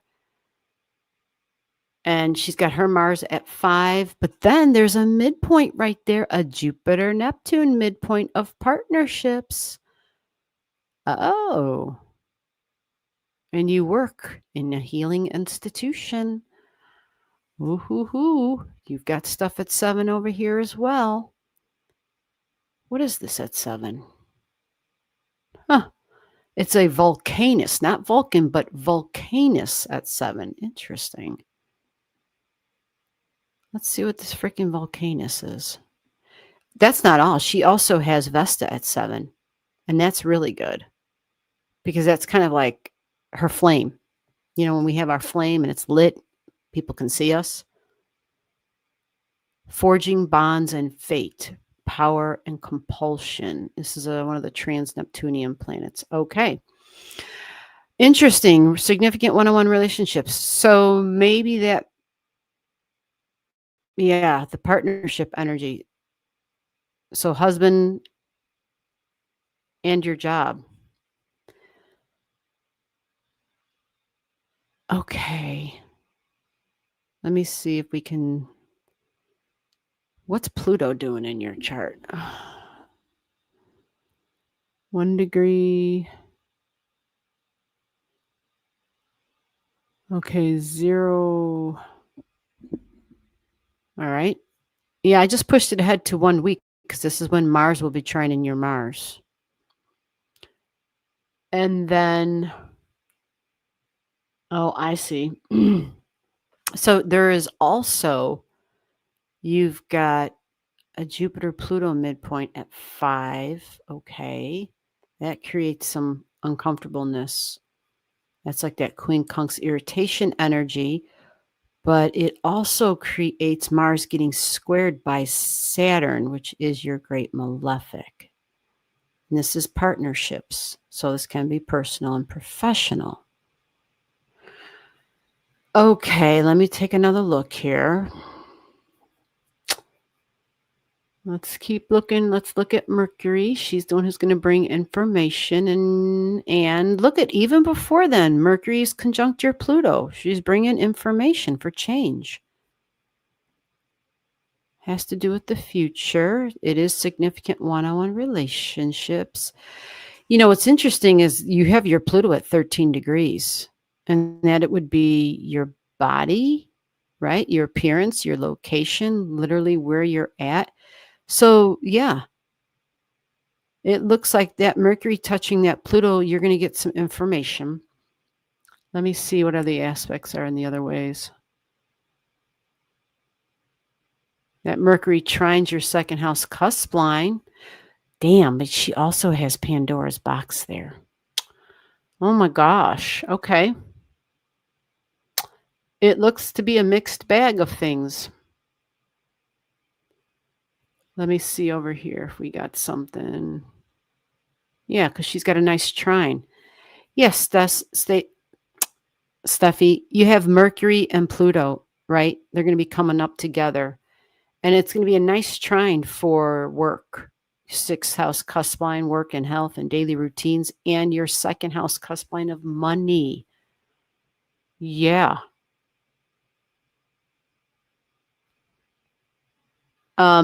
Again, the Pandora can be tricky.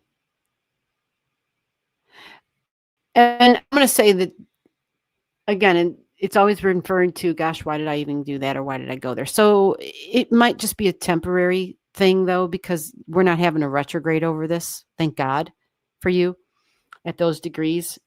We're not having anything like that. It's all later on in Scorpio energy. So it would be a temporary, like, not necessarily a setback, but one of those things where it's, you wish you hadn't said something, maybe, possibly.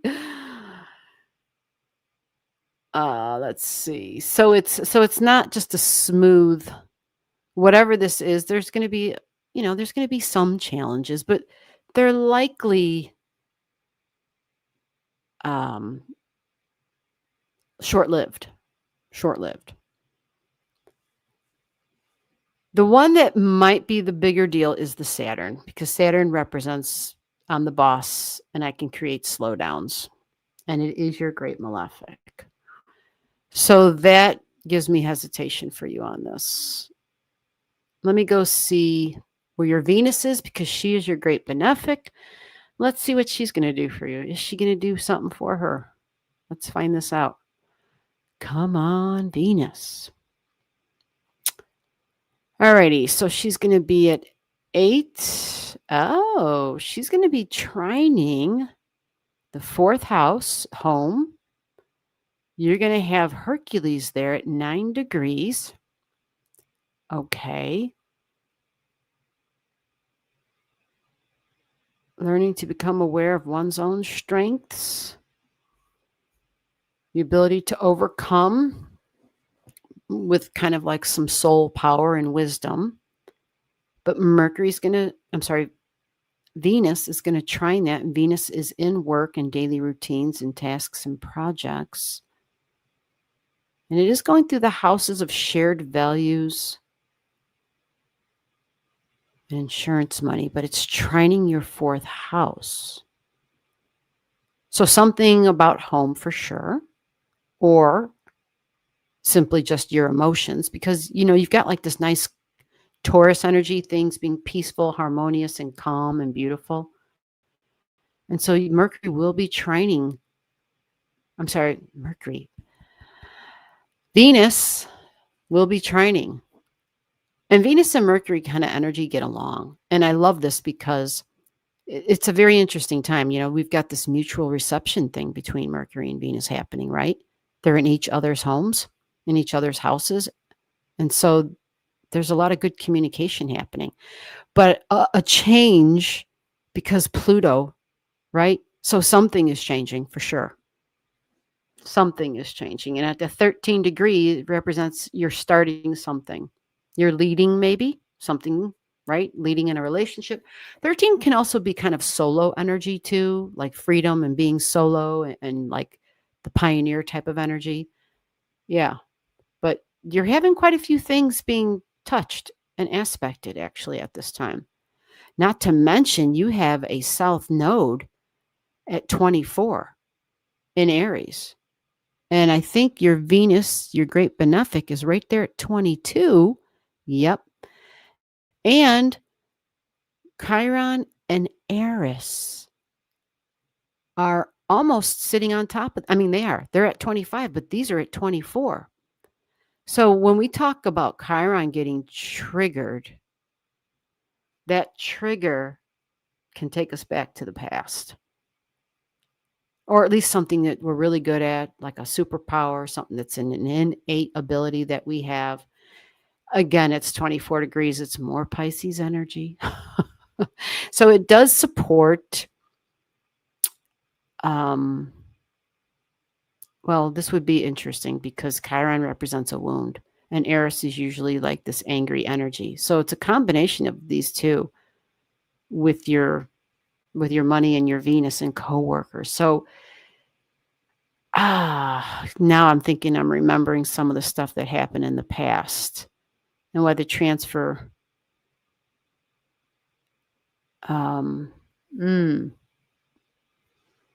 Yeah, you have a quincunx here with these two are quincunxing. The Chiron and the Eris are doing quincunx to your Fortuna. Oh, you got stuff in Scorpio at 25 and 23. Fortuna is going to be there where your fortune changes. Okay, interesting. This is kind of loaded, actually. Wow, Black Moon Lilith is going to be there. Woo. Well, this is irritation energy. It's in the 10th. No, it's technically in the 11th with friends and social circles. And 3rd house, coworkers and siblings and neighbors and communication and talking and transportation and being very busy energy. Yep, but also learning. I'd say there's a change because Mercury is going to be conjunct Pluto. Now, let me go see if she said anything in the chat because I didn't hear the rest of that question. Where is she? My issue is that my hub is having very. Wait a minute. What? Let me get this over here. Your husband is having very bad memory issues. And I'm afraid if I take full time, I'll regret it. Oh. So, wait a minute. Let me move over to her chart again. Memory issues with the hubby.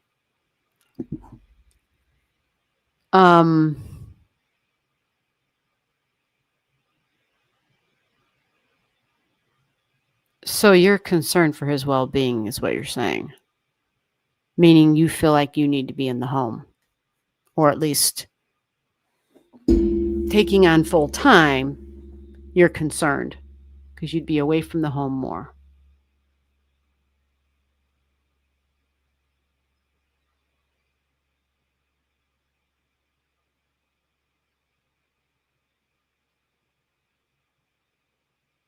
Well, you could always. Oh, so you must feel like if you take on full time, like, okay, so his memory issues, does he have a diagnosis, and can you get someone, like, would he qualify to get, yeah, like a caregiver type of help in the house or in the home? If he's having memory issues where you're feeling like he shouldn't be left alone, because that's what it sounds like. I may need to be more of his caretaker. Wow. Well, I'm really, really, really sorry to hear that.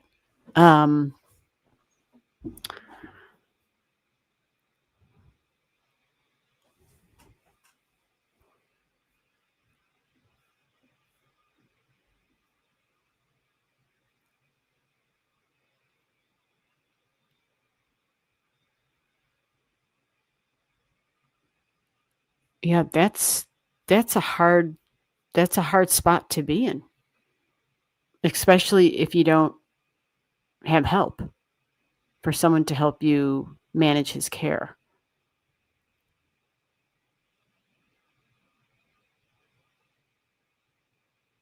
I may need to be more of his caretaker. So maybe that's part of the solution for you to be his caretaker then, if that's something you're considering, and it sounds like you are, and that you are willing and want to do. I know for sure I can't do the mental hospital. Yeah, too much stress. Yeah, safety, absolutely. Yeah. There's no help. So if he's got memory issues, though, then he should qualify for some sort of help. He should. I mean, I'm saying this based on, yeah. Yeah, I'm not sure in terms of where you're at, what kind of access you have to doctors and to help. But normally, if somebody's having issues like that, and when I say normally, the way our system was set up before, they would qualify to get some sort of help. But that usually takes some time to get the ball rolling and that kind of stuff. Oh, no, I completely understand. And the reality is, too, with family, usually everybody has to work. Do you know what I'm saying? Like, we don't live in that world anymore where there's family members who somehow don't have to work, right?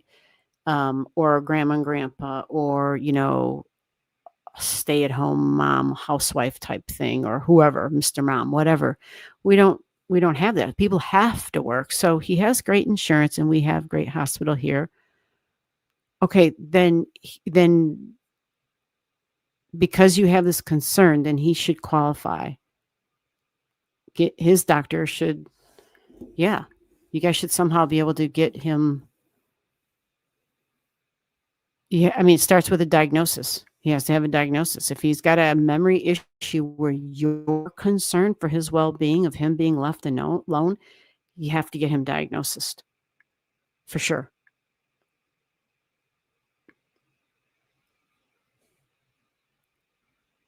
Oh no, I understand. Yeah, it's crazy. A brilliant man and an athlete. So I didn't expect this. Of course not. Yeah, nobody ever does. That's for damn sure. It's a lot, and nobody ever does. So if you've got that great insurance and great hospital, then a diagnosis. Good. Okay, good. Right. And yeah.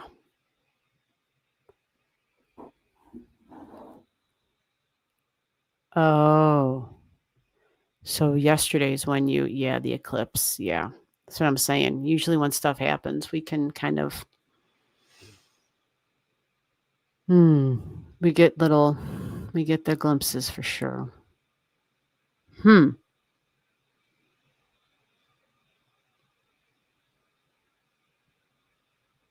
Well, what's really fascinating with the astrology on it too, though, is the Hygeia going through your 7th house. Because the Hygeia tells us it's the health of something or someone. It is in Cancer, of course, but 7th house is our partnerships and those relationships and our partner and a health report card. Well, I am very sorry to hear that for you and for him. Absolutely.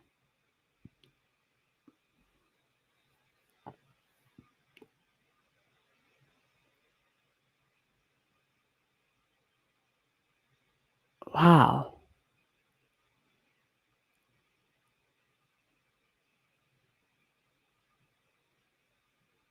So in the meantime, until he gets a diagnosis, because you can't get help until then, and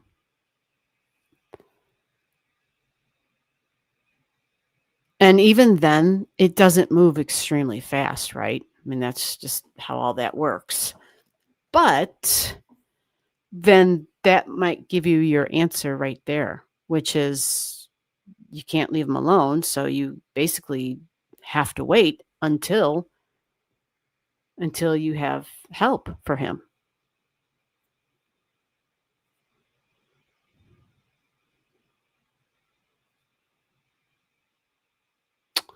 Oh, wow. Oh, wow. No, no, no. I mean, I'm so sorry for you that and for him. I'm so sorry so this was sudden. This was a sudden fast, like all of a sudden out of nowhere type thing. Yeah, I'm so sorry for the both of you that this is going on. And hopefully, like, I don't know if he's on meds of any kind, prescriptions of any kind, I'm just kind of throwing stuff out there, throwing shit on the wall, literally to see what sticks. But hopefully it's something that can be adjusted and maybe played a role in it. I mean, because if it just kind of came out of nowhere, yeah, hopefully they can figure out. And hopefully it's a simple thing. That would be great.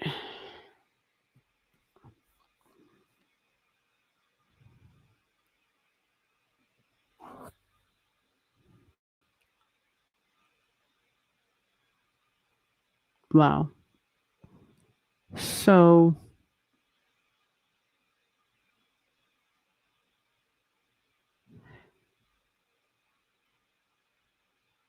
yeah, it's interesting too because you've got the Libra energy, you've got Pluto in Libra. Yeah, taking action, 13 degrees, partnerships. And it's got to do with the future, right? The 9th house, the beliefs about my future. So it kind of sounds like you're not going to be able to make any major choices until you get some feedback from what's going on and what the doctors tell you guys. Oh, so you did notice it. Okay, so this isn't just all of a sudden. You said was getting worse, which means you've been aware of it. Too many concussions playing sports, probably. Okay.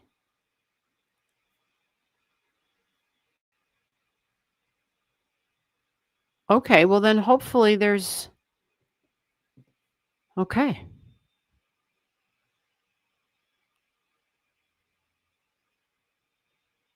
Wow.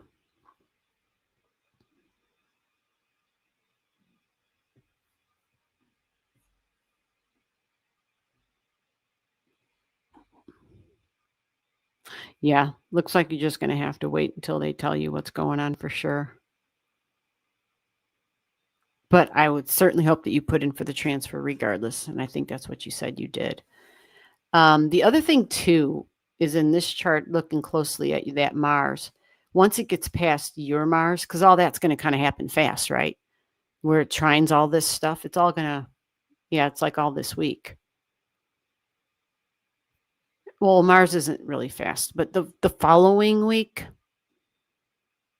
because I'm looking down the line, I'm seeing your Uranus that's sitting there at 11. So the following week, like Mars comes up and it's going to be on your Uranus energy. And usually that can bring about, things that are surprising and sudden and disruptive. Let me look at something really quick, actually. You said yesterday. Let me go take a look at this real quick and see for you. Oh, you had Mercury on your Sirius. Okay. Mercury on your Sirius. Sirius is in Libra in relationships.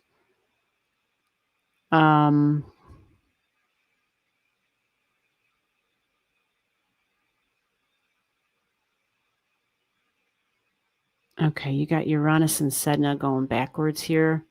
It's interesting when the lives, not the when the live started, when I first popped your chart up, like that Black Moon Lilith had jumped out. And I kept looking, thinking, well, what's going on with that? And then I just looked over at the Pluto and I thought, well, Pluto's retrograding, but it's not going to get back to your Black Moon. It's not going to go to 0. Pluto stops at like 122, right? But these two, Uranus definitely, these two together are definitely on your Black Moon Lilith. And it's in the 5th house of, my romantic, your romantic partner type of thing. But the Mercury, the mind, right? But it's in the 5th house. She mentioned sports, right? 5th house of sports for sure. Interesting. Let me see what else we can see if I do the...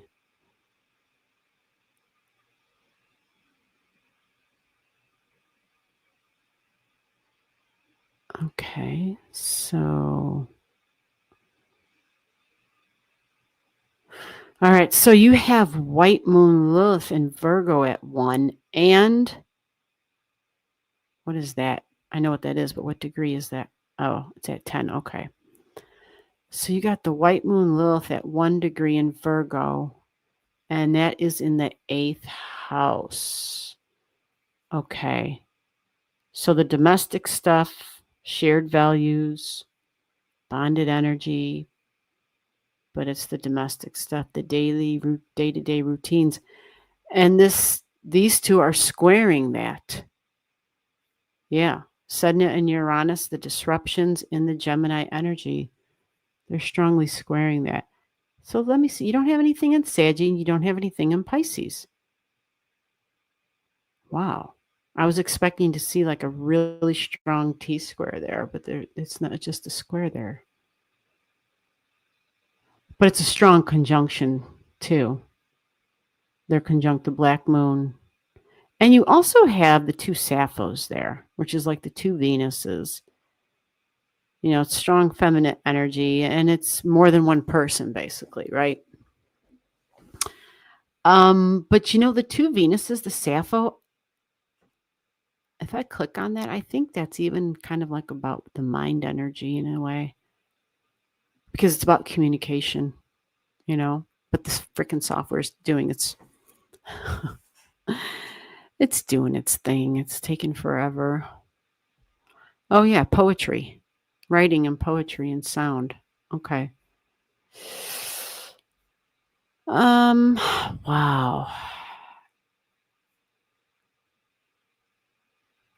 Okay, so you also have something in Scorpio at 0. Look at that. Okay.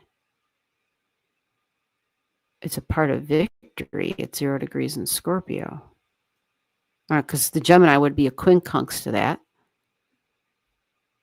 And I think that's, yeah.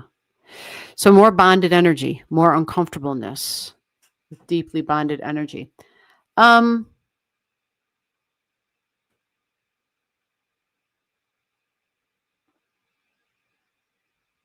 Yeah, I'm thinking you probably noticed some stuff as Hygeia was, because you have objects at 0 and at 2 in this Cancer energy in your 6th house. Wow.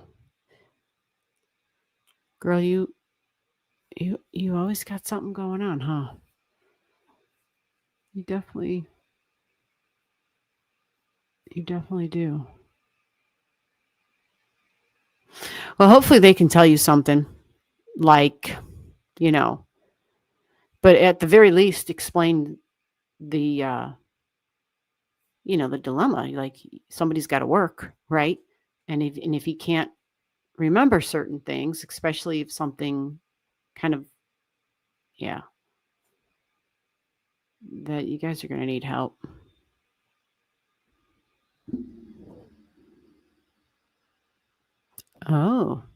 Oh, he is a Gemini. Oh, yeah, I don't think we've ever even discussed his chart or anything.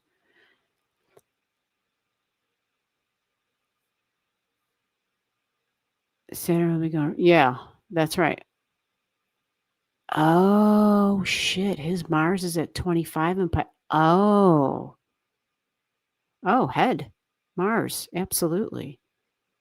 Okay. And his Pisces is at 25 degrees in Mars and Saturn doing a retrograde. Yeah. Okay. Yeah. Man.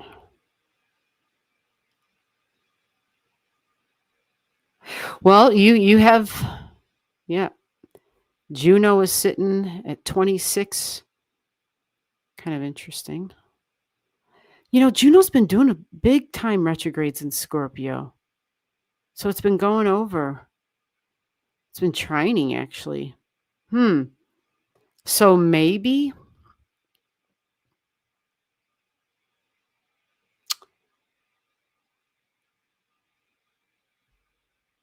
I'm just thinking.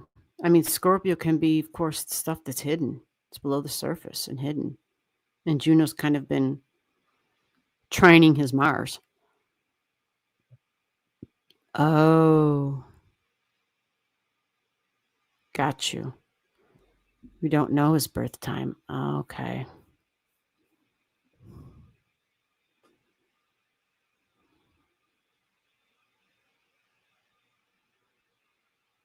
Well, do we have a birth location? Or does he not know that? He probably, oh, he was adopted. No, he probably doesn't know it. My bad.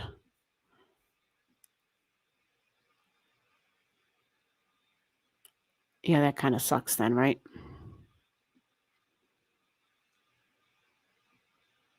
Yeah, and this is tricky with a Gemini sun for what he's going through because, the nodes are in Pisces and Virgo. So do you know the degree of his sun? Oh, you do know that it's in Cleveland, Ohio? Well, then you should send me an email, and then at the very least, I can create a noon hour chart based on that location. and his birthday. You follow? I mean, that would at least,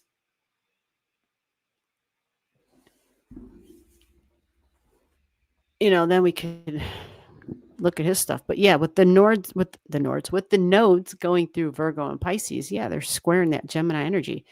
It's Neptune and Mercury, Virgo and Pisces, squaring the Mercury in Gemini. Wow. It's hard with the Mars and the Pisces energy. It's super sensitive. It's a pain in the ass, actually. The head becomes so sensitive to so many things. It's just hard. Yeah, definitely do that. Definitely do that. That way, at least we, instead of looking at your chart, not that we shouldn't look at your chart, but I mean, what he's going through is a big deal. And obviously you're married to the dude, so it affects you as well. And that's kind of taking precedent in your life right now, for sure. Yeah, that's wild, though. I'm so sorry. And hopefully it's something like he has a concussion. Hopefully it's something, and I've never had one, so I have no idea, but hopefully it's not some major thing, By looking at his birth chart, though, even though we don't have house cusps and all that, we could at least look at where all the planets were at his birth to see if there is like a predisposition for shit that would affect his mind. We could at least see that, restrictions, slowdowns. We could at least see that kind of stuff.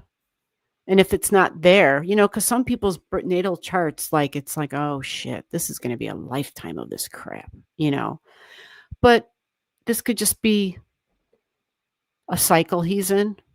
Doesn't have to be like an entire life cycle type thing or the rest of your life type cycle. So yeah, his plain old natal chart kind of can set the tone for that. And yeah, this quote from this one lady just went through my head. But for him, because he was adopted, he doesn't know about, any genetic kind of stuff that he could have inherited, and that would of course be another thing. But so it doesn't apply because he doesn't know that information. He has a Neptune kite. Okay, so you did create that chart and you did see it. Well, yeah, absolutely. You are welcome, and we will keep you and the hubby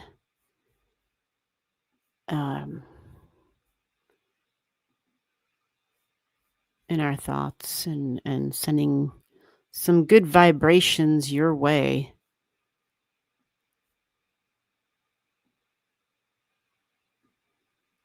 Well, I think you said I'm just realizing you said Tuesday, but I didn't even look at the chart to see. Mercury will be at 10 that day. Okay. The moon will be on your midheaven that day. I don't know why my brain didn't just pull that up right when you said it. Sorry. Okay, so yeah, Mercury will be trining the second house cusp line. Well, your second house cusp line talks about you got Aquarius there. Yeah.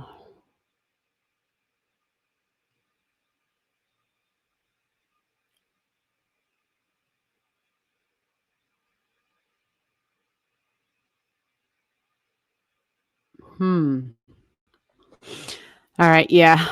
I'd rather look at some of his basic stuff before I start spewing things. Sometimes too much information creates stress and anxiety that is not necessary, and I do not want to do that to you at all. All right. Lots of prayers, absolutely. Well, I'm glad it was helpful. I hope it was helpful. Yes, thank you. Nope, you got to try to stay calm, and you can't do anything till you get till you get the information back from the doctors. Yep.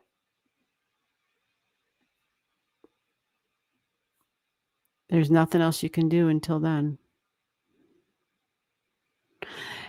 Well, actually, you could do some other things. You could start looking up and seeing, if this is something that's going to need, like you're going to need additional help. If you get some sort of information where it's like, okay, we're going to, I don't know. I have no idea. And I don't want to just spew things out there. But if for whatever reason you find that you're going to need help, then start doing some work on that. Start doing some research and seeing what it all requires. And that way, if you need to go down that path, you've at least already started it. And I don't know about you, but I know for myself, like if there's something stressful going on, like the whole waiting thing drives me bonkers. And I find that if I usually do something, it may not be the solution, but that's okay. But if I'm doing something pertaining to it, like I'm taking an action of some way, that way I kind of don't feel like I'm sitting there waiting for this something to happen to me. I'm like taking part of something, and I'm being active, and I have a role in it, and I have a say, and I'm not just like sitting there waiting for life to occur around me. I don't know. It just doing something seems to help me for sure.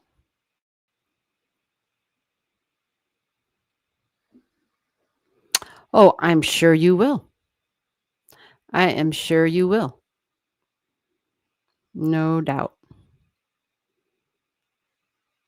Oh, that's good. That's awesome. I'm glad to hear that. Well, you keep us posted and make sure you send me the email to let me know what his information is, whatever information you have.